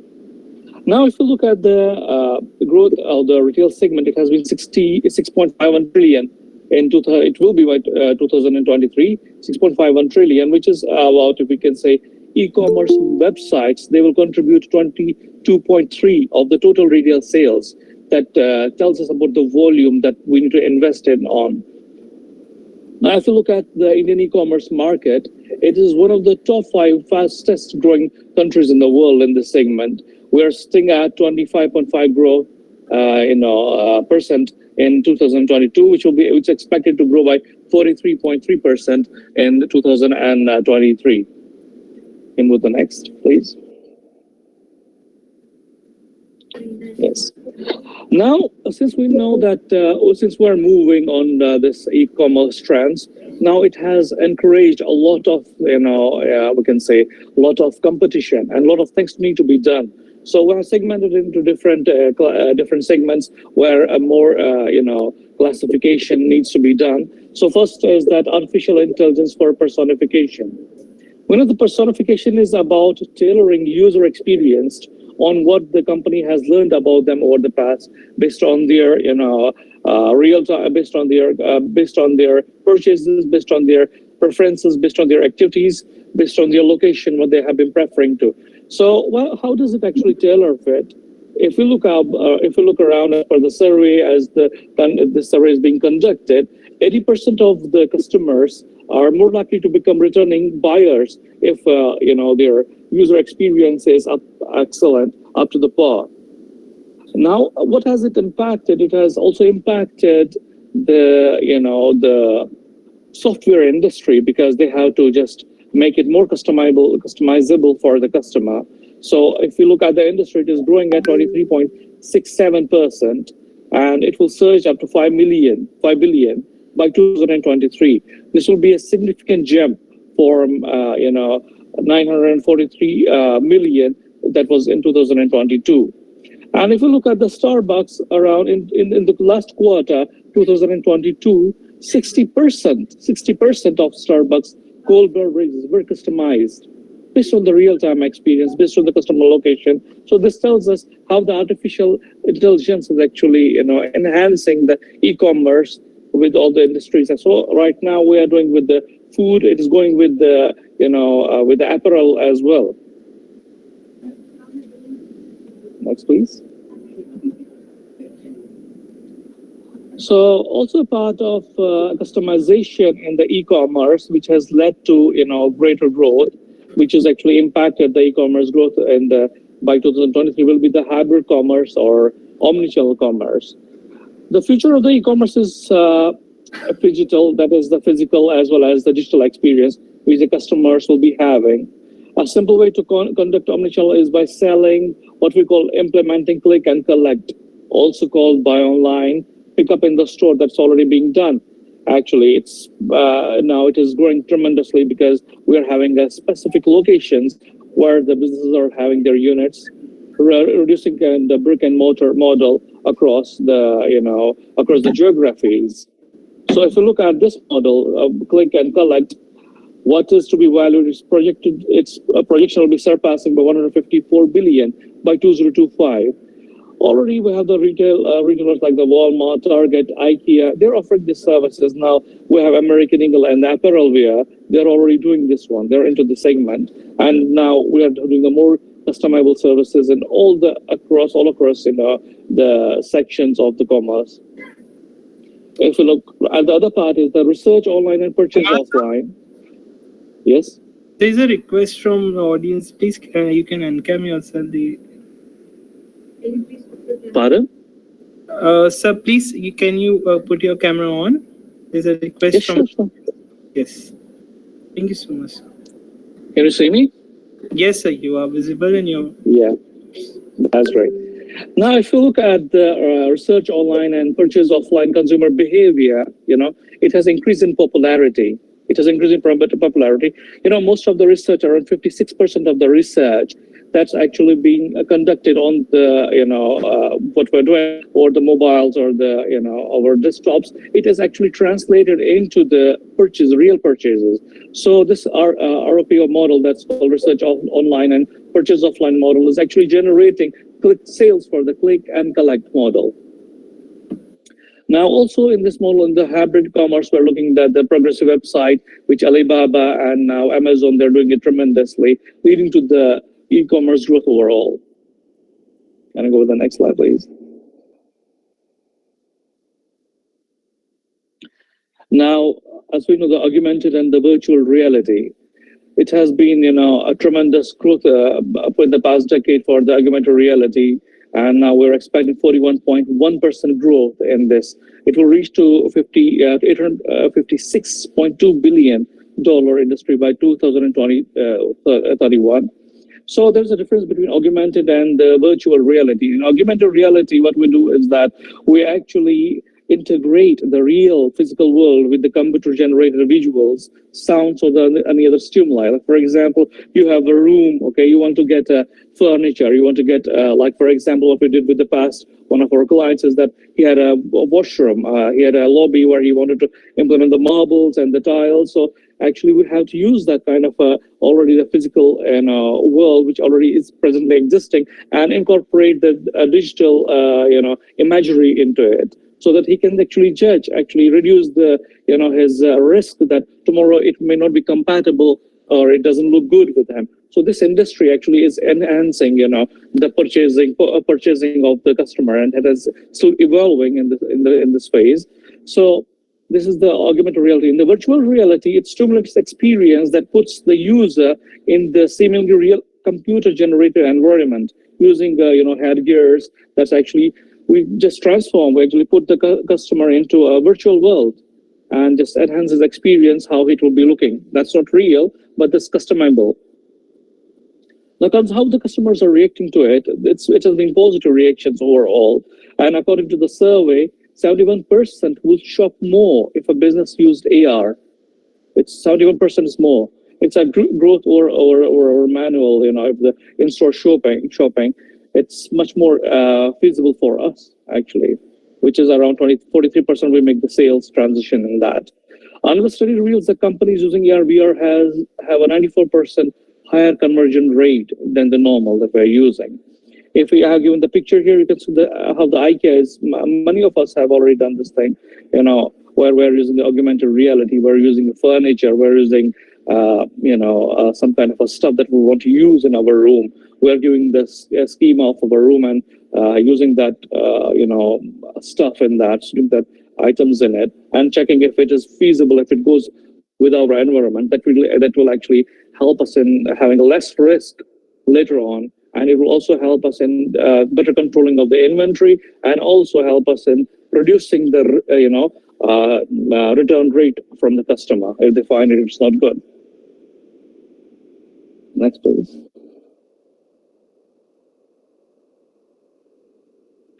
Yes. Now, also e-commerce, it relies upon the customer service as customer service or customer support as a priority. Since we know all the businesses that we are dealing with, ultimately our customers should be, happy at the end. We are making the return purchases that is important for us and any of the things. Okay, so if 81 of the customers believe in a positive support experience, which will encourage the repeated purchase, but it also, since we're doing in the world right now, we're engaged in a lot of tasks, so response rate has impacted. Now the customers, they want a very high response rate, very quick response rate from the vendor, from any one of them. If we can say 60% of the customers right now, as has been surveyed, they want a response in the real time in less than 10 minutes, actually. Now, if you look at having the response rate, it will actually help us to, how it has actually impacted the cost is that we had to use the call center as a support. Now, if we were using call center, we should have more manpower, which is actually adding to the cost. So it has relied now, no company is ready to do that. So incorporation of the chatbots, live chats, and everything, it has been, impacting in the recent development. So if you look at the 41% of consumers, they choose live chats or the phone, email, or the social media because they need immediate help with a minimal effort. So this has developed, this has highly impacted the chatbot market right now, which will account for, 33.99 billion. It will be 3.9 billion market in 2030. Okay, so this is how how these are customer experiences in the e-commerce is actually impacting. And if I give an example like Flow IQ, it's actually taking it a step further. Their customer support.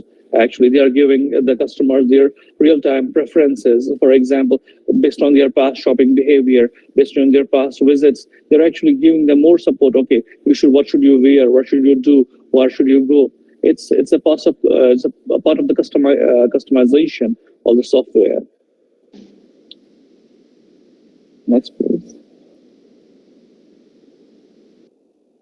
Now, if you look at the social commerce, we're really much versed with it. It's already a multi-billion-dollar industry.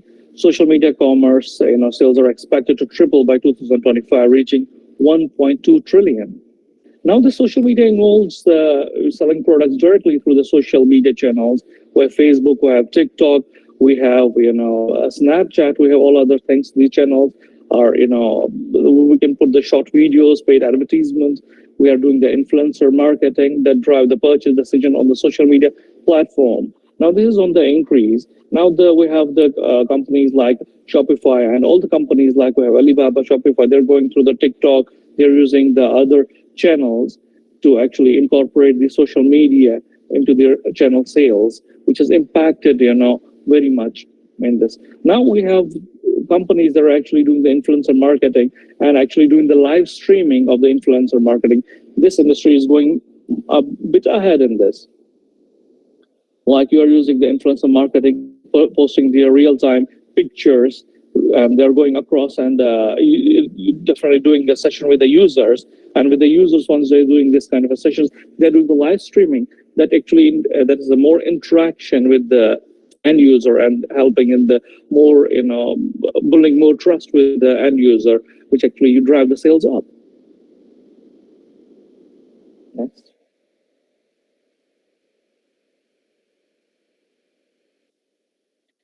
Now, very important thing is flexible payment options.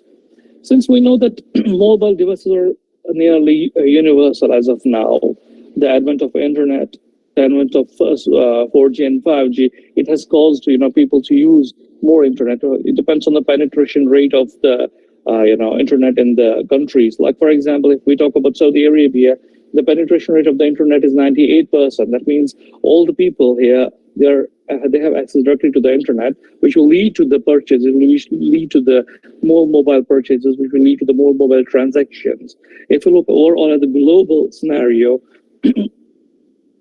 in 2021, digital or the mobile wallet accounted for 49% of the global e-commerce transaction, and it's expected to facilitate about 53% of all e-commerce transactions by 2025. People can, there are the payment methods like the cards, bank transactions, cash, mobile payments, e-wallets, and cryptocurrency. They're being incorporated for to ease the purchase power of the customer. It's more secure, more purchase, and easy to connect. Now also we have seen the models that are coming in the market, like we have seen buy now pay later models, they let customers pay for the products in installments, often interest free. Definitely, they will definitely go for it. So this payment is projected. This method is projected to account for 680 billion in transaction volume by 2025. You might have seen a lot of companies are right now investing in buy now and pay later. A lot of companies coming up. A lot of virtual financing is coming up for this. Can I go with the next one?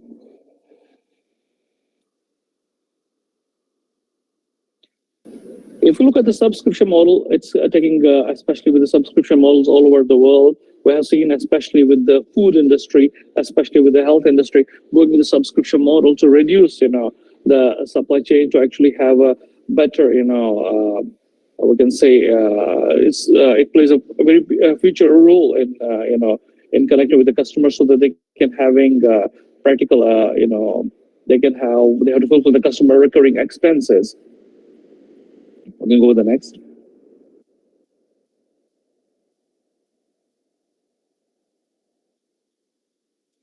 Voice and visual searches. If you look at the visual searches, they're online. They conduct around using, this is the searches that are using the visual images. As we know, the 62% of the millennials with Gen Z, they want to use the visual searches, but only 8% of the brands offer this functionality. That means there's a lot of potential in this market still, where, for example, a customer finds some products, they want to search a similar product available in the market. So they just put an image, so they will the software and, they will just show us the kind similar products available in the local market and where they can be found. And also the voice search market is estimated to grow at 23.7%. Okay, thank you. With the next one. We have fast and the free delivery options. We know around with the advent currently, all the customers, they want to have the fast and the free delivery options available with them. But we know already shipping satisfaction is on a nearly decline, with the online grocery satisfaction restoring 8 and above score for 69% of the respondents. That means the number has dropped in terms of the delivery rate, delivery satisfaction from 79 to 77%. It's really declining. And with the advent of the software and the automation, it's about to get enhanced. With the next one. Similarly is with the market automation. In market automation, we know it helps with the machine learning and enables business to automate routine marketing tasks such as ads, outreach to the customers on the emails. We are generating the specific customers with specific messages to be delivered at a specific time that are more customizable. Next, please.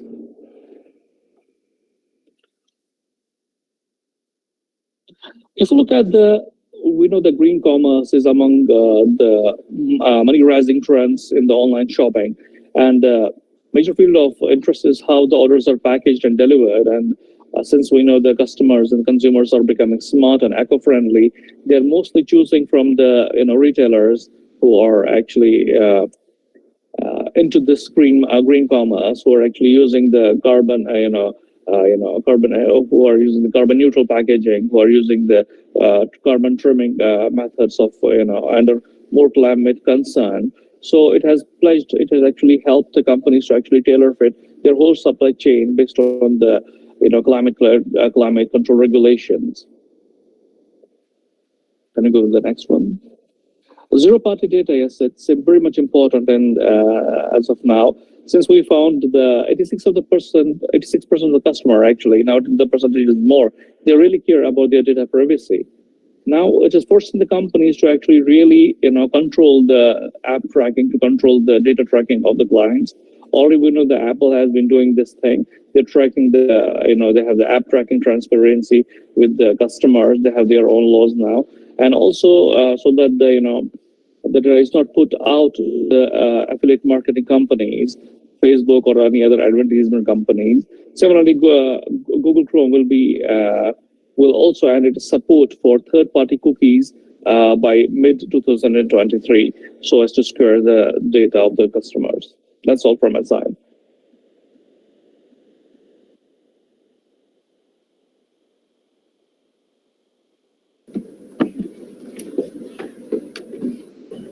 Thank you, Omar. Thank you very much.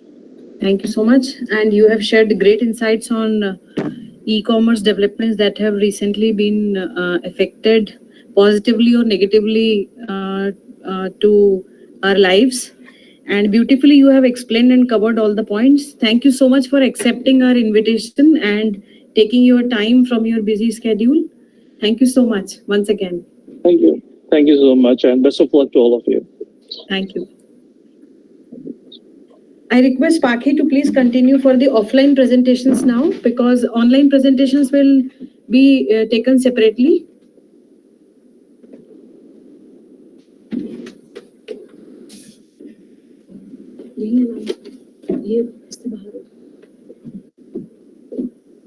Thank you so much, ma'am. Now we move towards our offline presentation.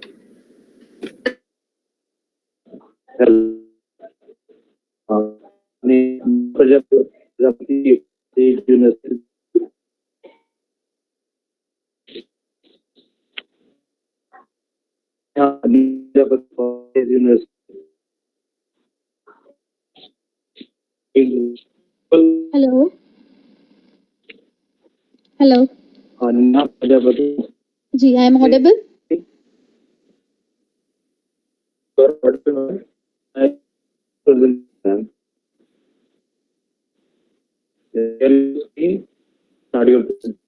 My screen is visible.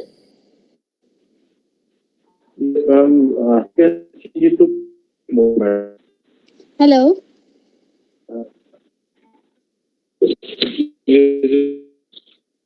So your voice is not visible. Yes.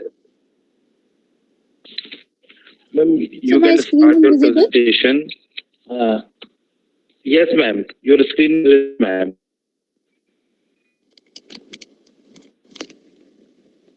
My topic is study of the preference of the investor investing in the mutual fund. Mutual fund have again a priority to see the investor due to the potential of high returns and low in nature. The purpose of this study to invest the preference of the investor in the mutual fund and identify the critical factor that are influencing the investor decision. The study focused on the factors such as risk tolerance, investment goal, past preference, and management. The research was conducted through the survey of 500 investors who are investing in the mutual fund. The data collected was analyzed using descriptive, analytical, and statistical. The result of the study indicate the past performance of the fund and experience to replicate of the fund manager, investment goal, the risk tolerance and fee and expenses to factor influencing the investor investing in the mutual fund. This is my review of literature. Methodology.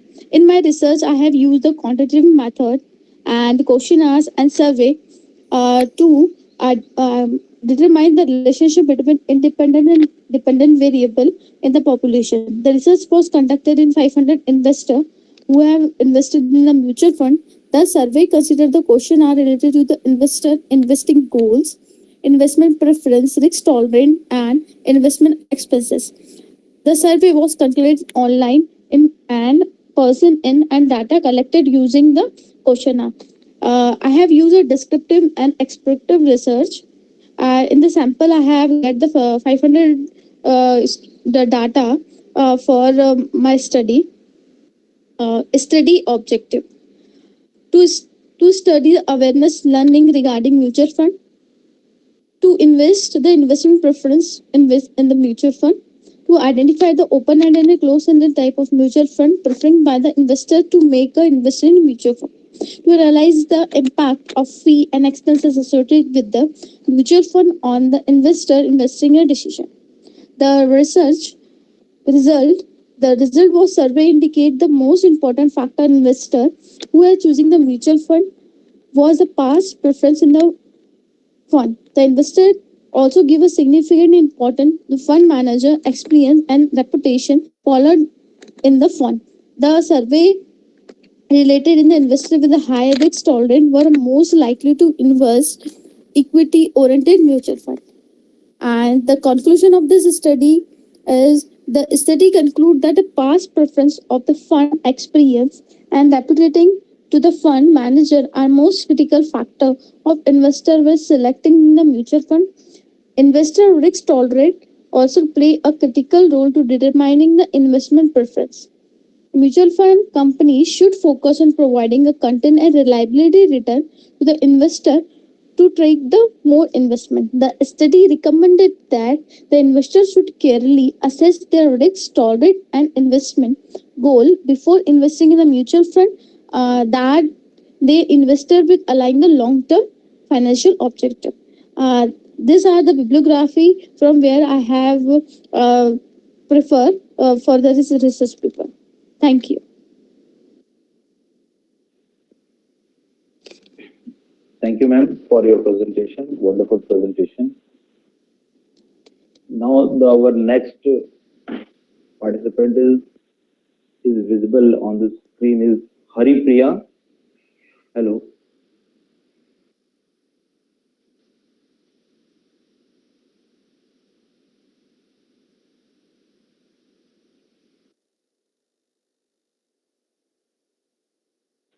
Hello. Reena S. Kumar is available. Reena. Hari Priya Sahu. Hello. Hari Priya Sahu is available. Ma'am, Yes. welcome you for the international conference. You can start your presentation. Okay. Yes, you can start your presentation. Mrs. Hari Priya Sahu, Imperial College from Odisha. Just give me a minute. Yes, ma'am. Okay, ma'am. Yes, ma'am.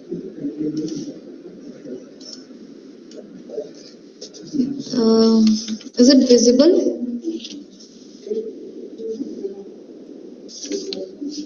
Hello. Just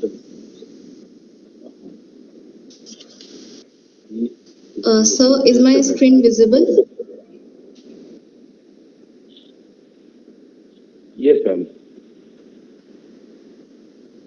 Yes, ma'am. You are visible and audible. Both. You are visible. Yes. Ethics in the distribution. Okay. Yes. So, should I start? Ma'am, please, you can start, ma'am. You should start. Yeah. So, my topic is like, as you can see in the screen, ethics in digital age, navigating the complexities of digital marketing practices. And just before two speakers, Mr. Omar Sofi has already addressed a little bit of part of this topic.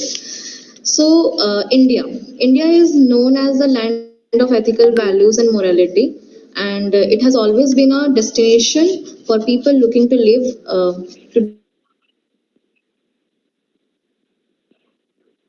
where we have been known for our ethics and for our values. But when it comes to business ethics, it seems clear that businesses without values are businesses at risk. Their reputation suffers in the marketplace, depressing the stock prices and eroding consumer confidence.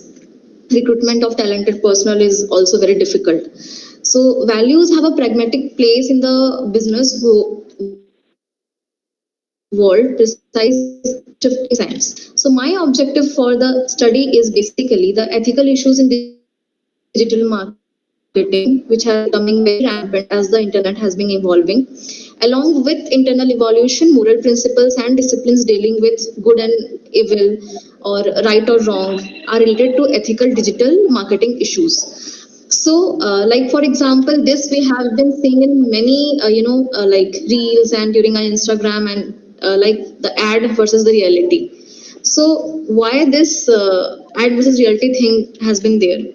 So, the question is, as tech tools get more powerful and intelligent, their capacity to target individuals in an intrusive manner begs the question that where does digital marketing draw the ethical line? So, a reasonable marketing effort can turn a potential client into a lifelong customer also. But what my findings during my study, I have done a secondary study through the articles and all. So, what are the difficulties digital marketing has been facing? So first one is the clarity and trust. So as it has been written here, honesty and transparency can make or break a company. So in this digital world, every action a person or a company is taking, it leaves a trace. We permit the corporations to collect our data every time we sign up for a new website or a app without really thinking about how they will use it. Like for example, WhatsApp has recently clarified on its updated privacy policy. So it's sure that companies collect data to improve their products. On the other hand, there are various organizations utilize this data to hack into social media platforms like Facebook and target people with fake news stories. So our smartphones are listening to what we have to say. Like there are hundreds of apps have been programmed to listen through your phone's microphone, allowing business to target advertisements more precisely, even when the app's just running in the background. Like we all have been noticed this thing. I don't know, have you ever noticed or not? But when you are hanging out with your friends just casually, or you're talking about like a destination where you want to go for a holiday, or you want to buy something or this and that, the next day you will get started receiving the targeted advertisement regarding that. So digital marketers need more precise boundaries around what is and what isn't a violation of online privacy in this new age of big data and AI marketing tools. So my suggestion for these kind of businesses basically that companies can be privacy compliant while also building new touch points with customers that are like more to a higher level of trust. So like I won't go in detail as in the last point it has been mentioned by LinkedIn, which says about this data policy. Like they are very clear. Like companies need to be very clear about why they need our personal data, why they want to get this data, or why it is relevant for them. That like here it is written, we use the data we have about you to provide support, personalize and make our services more relevant and useful to you and to others. So second, before going to second one, like for example, Vice President and Chief Privacy Officer of Adobe, she has also said that key privacy and trust are two sides of the same coin. So it's very important for any company to build this thing, to safeguard our privacy and to build the trust among us. Second is marketing to children.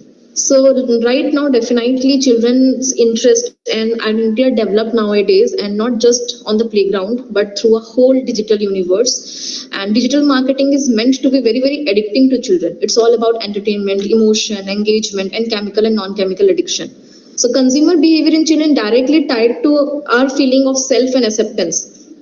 Like for example, many small children can actually able to recognize brands. Like for example, I can take the example of Barbie. Our all the childhood is built on this toy, owning a doll and watching how it is presented in marketing and media. But actually this can promote actually dysmorphia is basically because this is actually unhealthy psychologically, like for the unrealistic body shape and everything. Secondly, what I would say is like the hookah culture and everything.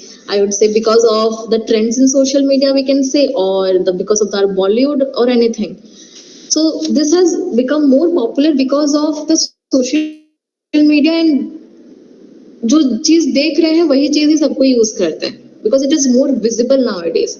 So especially the students or the children who are in a very small age group, they are like each is prevalent among the younger generations. Like the Center for Disease Control and Prevention detailed that news outlet and social media sites report widespread of Joule by students in school, including classrooms and bathroom. The thing is Joule. Who is that? It's not who basically, it's what. What is that? Joule is basically an e-cigarette that resembles, just like as you can see in the picture, a USB flash drive. So in the same way as other e-cigarettes, Joule produces an aerosol that is inhaled by hitting nicotine and containing liquid, and this has become very prevalent in the metro cities. But धीरे धीरे बाकी cities में भी वो चीज famous होने लग गया है. So my suggestions for businesses regarding when we are targeting children, that the marketing effort should be more educational rather than promotional. The next is spam mails. So spam is, we all had it, a barrage of irrelevant and uninvited advertising that gets into our face, that tries to sell us product we don't need. So the suggestion which I am suggesting is that when when a company is actually approaching, they should be very upfront about that how often they are going to sell this. For example, about their intention, that they are actually going to send us these things without being in an unethical manner. Then last one is the click trick, or I can say the link baits or clickbaits. So clickbaits are what it says on the tin, a bait for the user to be lured into, and either to get information or to manipulate user or increase readability of web pages. Clickbaits can range from headlines to pictures. Like for example, you want it or not, you will click on it. Like I have written 3 examples here. Like you never believe what a politician did in the parliament, or these kind of actually luring advertisements are there. So why do they work at basically just like a hook designed to catch a fish? Clickbaits are just like the headlines which are intended to elevate the readers or the unsuspecting person's interest. And the disadvantage of this clickbait is, for a reputed website, it will lose the credibility if they have baits, these kind of bait set up, where the content does not deliver. There is a level of responsibility required to be taken up by reputed websites. So why ethical marketing matters so much? If concluding, I would say, I won't go in so much data, but as you can see from customer point of view, this I have taken from AIBs. Like more than 90% of people say that ads are more intrusive now than 2 years ago. Over 81% of people have closed a browser because of an pop-up. 51% of people think brands that force autoplay video have a negative reputation. We have been facing all of this definitely whenever we are browsing or when we are searching something in Google. So again, from customer point of view, like 34% of people actually report feeling constantly followed by online advertisement. Just I have explained few minutes back. So from marketers' point of view, if you see, like 83% of marketing professionals say that would not work for a company that have lacked ethical marketing practices. Or more than 25 marketers admit to have been pressured to use unethical marketing techniques during their work. And like these data, like for example, unethical marketing practices have led to negative results in 26% of the marketers. So to conclude everything, my take on this would be that consumer must feel confident when shopping online because of ethical procedures in the ever-growing digital marketing landscape. If corporations disregard ethical principles, a moral gap may arise in business. While the reputation and brand image may not suffer immediately, but it will eventually, definitely. Businesses have a responsibility to look out for investors, buyers, employees, and others involved in their day-to-day operations. So these are the references from where I have taken all this data. So thank you so much. This was all from my side. Okay, Haripriya. Haripriya, Yes. I have one question. Is there any law for the marketing? Sorry? Hello? Is there any Yeah, law ma'am. for the unethical marketing practices? Ma'am, laws are there, but it's actually not that much clear. Like I don't. I'm really sorry that I don't remember the exact like legal laws or sections and all. But definitely there are legal constraints are there for companies that they should like. For example, the privacy policy. जब भी हम कोई website इन सब पे जाते हैं, but basically हम ही उसको ignore करके we just accept everything. So everything is written definitely, but it was not that much clear for us कि हम लोग उसको इतना ध्यान से देखें. So laws are there, but उसका उतना ज़्यादा usage उस हिसाब से नहीं हो पा रहा है. So it's up to, लेकिन कहीं ना कहीं as a consumer we know that कहाँ पे हम suffer कर रहे हैं. And my take was basically कि हमको as a company we should be more like transparent regarding all these things. हम जितना हो सके unethical way से ना करें तो as a company it would be better. Okay, Haripriya. Hello. Yeah. Okay, Haripriya. Now the next Thank you one. so much. Okay. Now the next who are available here to present your paper. Yes, ma'am, this is Reena S. Kumar from Sister Nivedita University. Actually, I had lost my network connection, so can I present it right now? Okay, ma'am. Thank you so much. I'll just give me 2 minutes, ma'am. I'll just start with my presentation. Yes, ma'am. You can start your presentation, ma'am.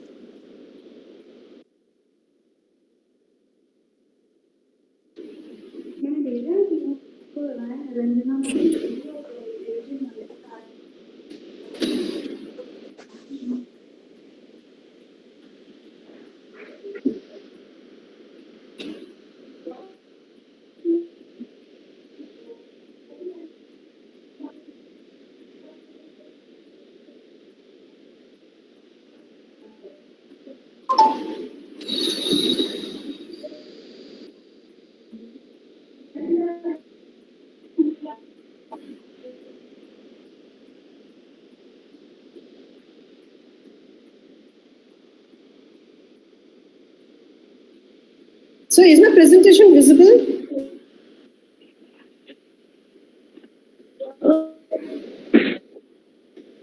Yes. So, is my presentation visible? Ma'am, not clearly. Your cursor is moving here and there.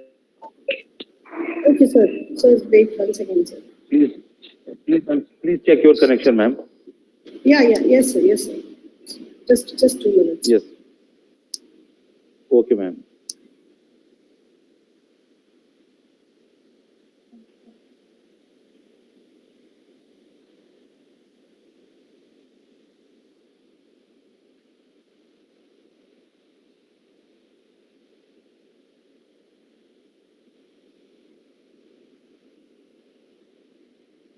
So, is it visible now? Yes, ma'am. Your screen is visible now. Okay. Thank you so much, sir. So, my slides are visible, sir? Yes, ma'am. Your slides are visible, ma'am. Oh, thank you so much, sir. Very good afternoon to all present here at this International Multidisciplinary Conference. And I really feel privileged to present my paper in this esteemed institution. I will be presenting my paper on ethical challenges in implementation of labor laws in India. My research topic actually is on labor laws, and it is related with wages. But I have not emphasized on that right now. I have emphasized on the ethical challenges which we face while implementing different labor laws in India. We all know that labor actually is a person, labor is such a, we can say as a, who are always at the hands of exploitation. But the labor laws have been designed to protect the workers' rights and prevent exploitation. But we always face ethical challenges in implementing these laws effectively. And so this presentation of mine tries to explore the biggest challenges and their impact on workers and businesses in India. So I have child labor. Now child labor, we all know we have got legislations for child labor also. But it still remains a very major issue over here because we all know that people living in such conditions wherein they are forced to send children to work as laborers. So they are forced to work rather in hazardous conditions and with little pay, and they don't have any access to education. If we see the child group between 10 to 14 who should be in school, but we see them working either in brick factories or in matchbox factories or in any such small factories or big factories wherein they are given certain remunerations. And of course, they are not given remuneration. Of course, child labor itself is illegal, so remuneration is something which, of course, will not be considered. But the Child Labor Abolition Act, which ensures that child labor should not be there. But still, after that also, we have seen that child laborers are being exploited and they are being used in many industries. Then we come down to forced labor. This is another challenge which is facing India.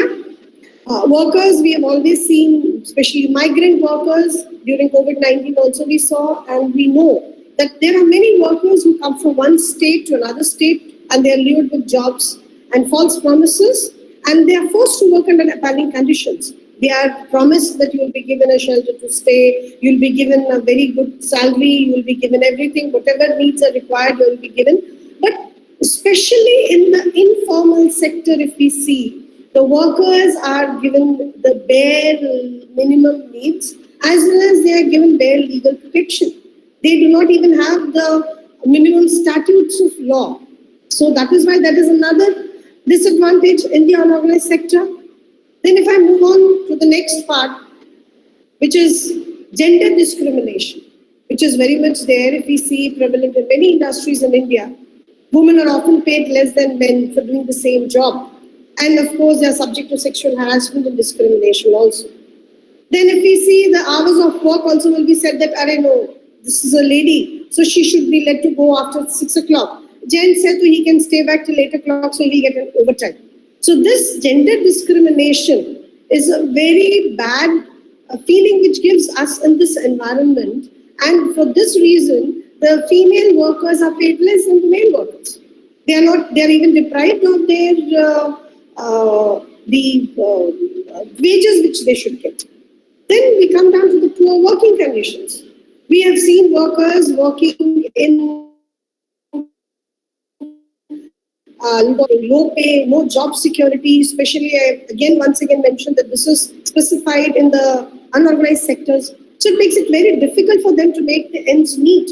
As we have seen it in COVID also, especially these migrant workers who had originated from one state to another state and thought that that was their hometown. But the way they were brutally beaten up and they were sent to their own states, and they had gone on foot. They did not have any provisions. They did not have any such security. So what happens is that they are basically exploited, and businesses often prioritize profits over worker welfare.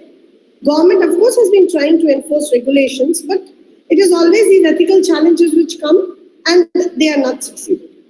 Now, the conclusion, I will say that implementing labor laws in India is a complex and challenging task. I'll take you way back to 2002. I've not mentioned over here, but the Labour Commission had come down with 5 codes to amalgamate all the labor laws together and give us 5 different codes at least. These codes, again, had been brought about in 2019. The Wage Code, the Social Security Code, the Occupational Safety and Health Code, and the IR Code. But we are yet to get these codes. While progress, of course, has been made, but there is still much to be done to protect these rights and prevent exploitation. At least we expect that if these codes come into effect, they will codify many laws, and especially it will become easier for the unorganized sector to work more properly. Businesses, government, and civil society must work together to ensure that the ethical standards are met and workers are treated fairly and humanly. And last but not the least to say, I will end over here by saying that we should ensure that at least these labor legislations come into effect and the workers are exploited to the bare minimum level by ensuring their safety, their provision, their needs, whatever is required, and securing their work. Thank you so much. I'm sorry that I could not share the screen to the organizers because I'm facing a huge network issue. I was disrupted also in the middle, so I'm really very sorry for that. Thank you so much. Thank you, Reena ma'am, for your such a wonderful presentation. Now I invite Ms. Chanchal Mishra for their presentation. Chanchal, are you there? Yes, sir. I'll be sharing the screen in a moment. Chanchal, you can start your presentation and share your screen.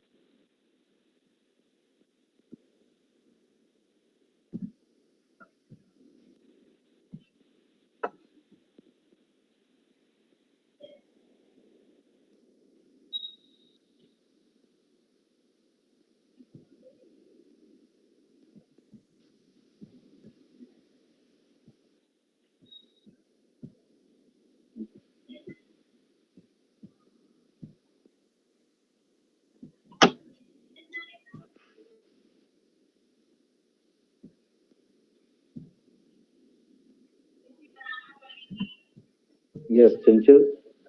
Sir, is my screen visible? A very good. You're visible, but Chanchal, your presentation is not visible. Give me a second, sir. Your screen is not visible. Uh,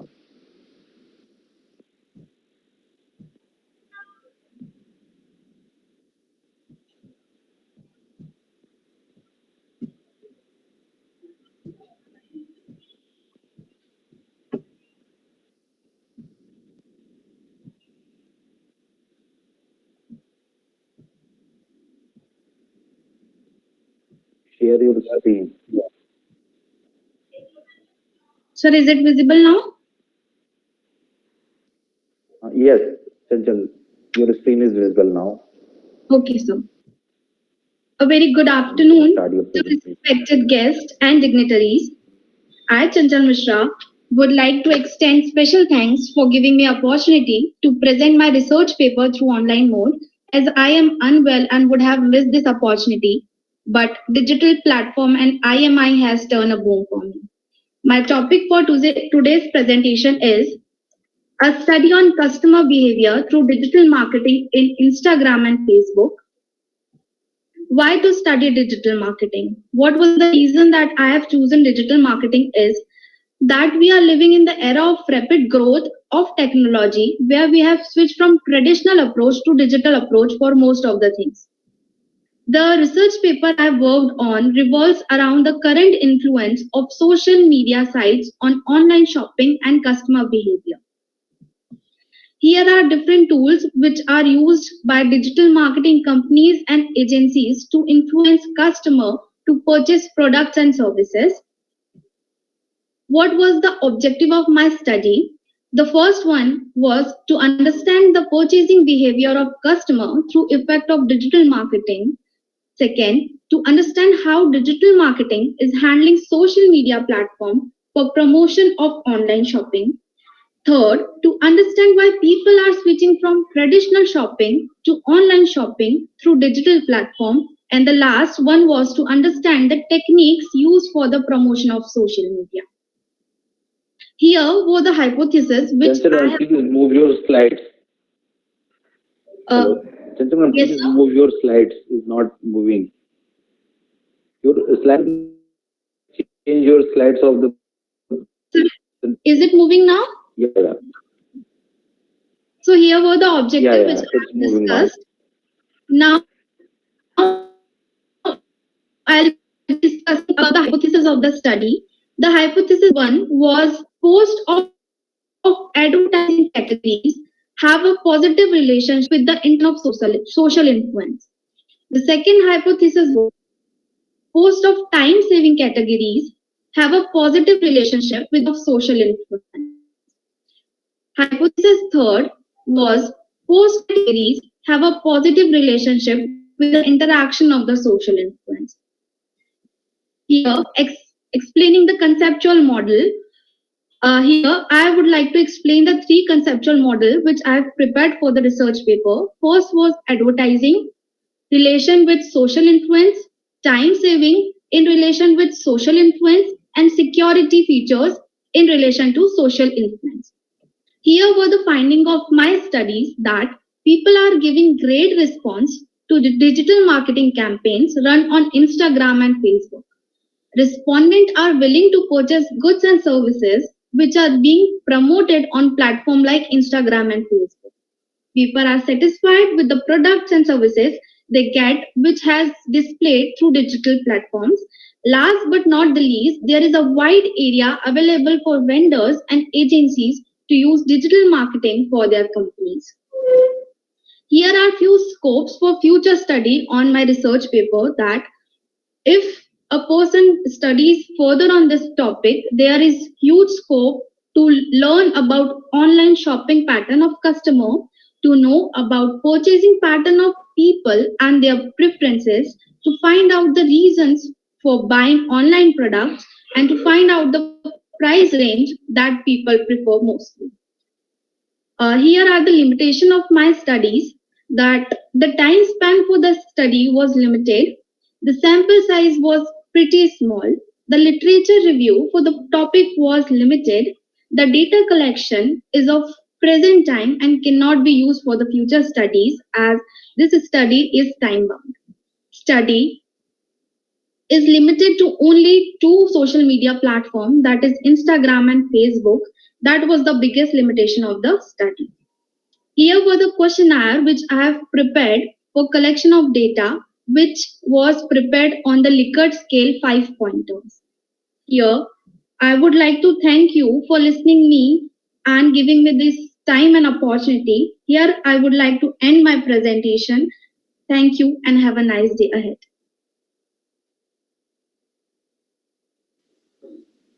Ma'am, what is your research area and sample size for your questionnaire?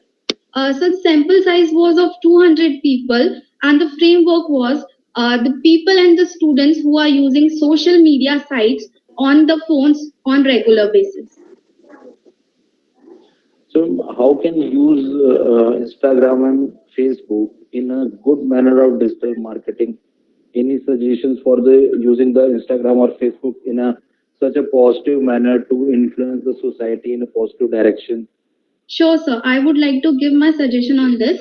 Especially if you are an entrepreneur or a teacher, you could always share the quotations and the brand and promotions on this different platforms for the positive result of your products and services.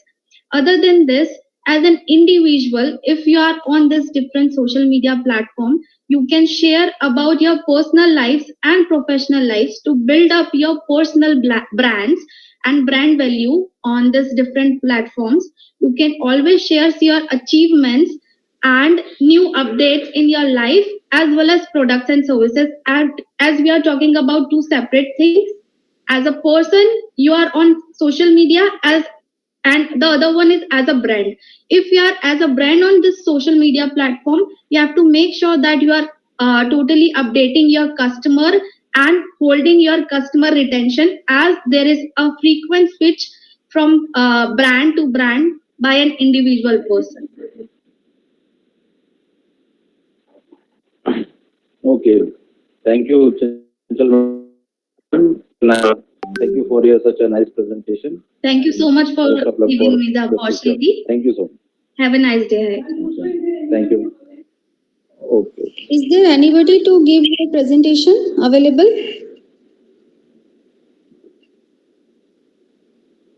Is there anyone? No one, I think, sir. Ma'am, I was the last one Everyone to give the can. presentation. Yeah, Chanchal. Yeah. Thank you, everyone, for the today's international conference. Now we have going to end this session and online session. Thank you, everyone, for the joining the session.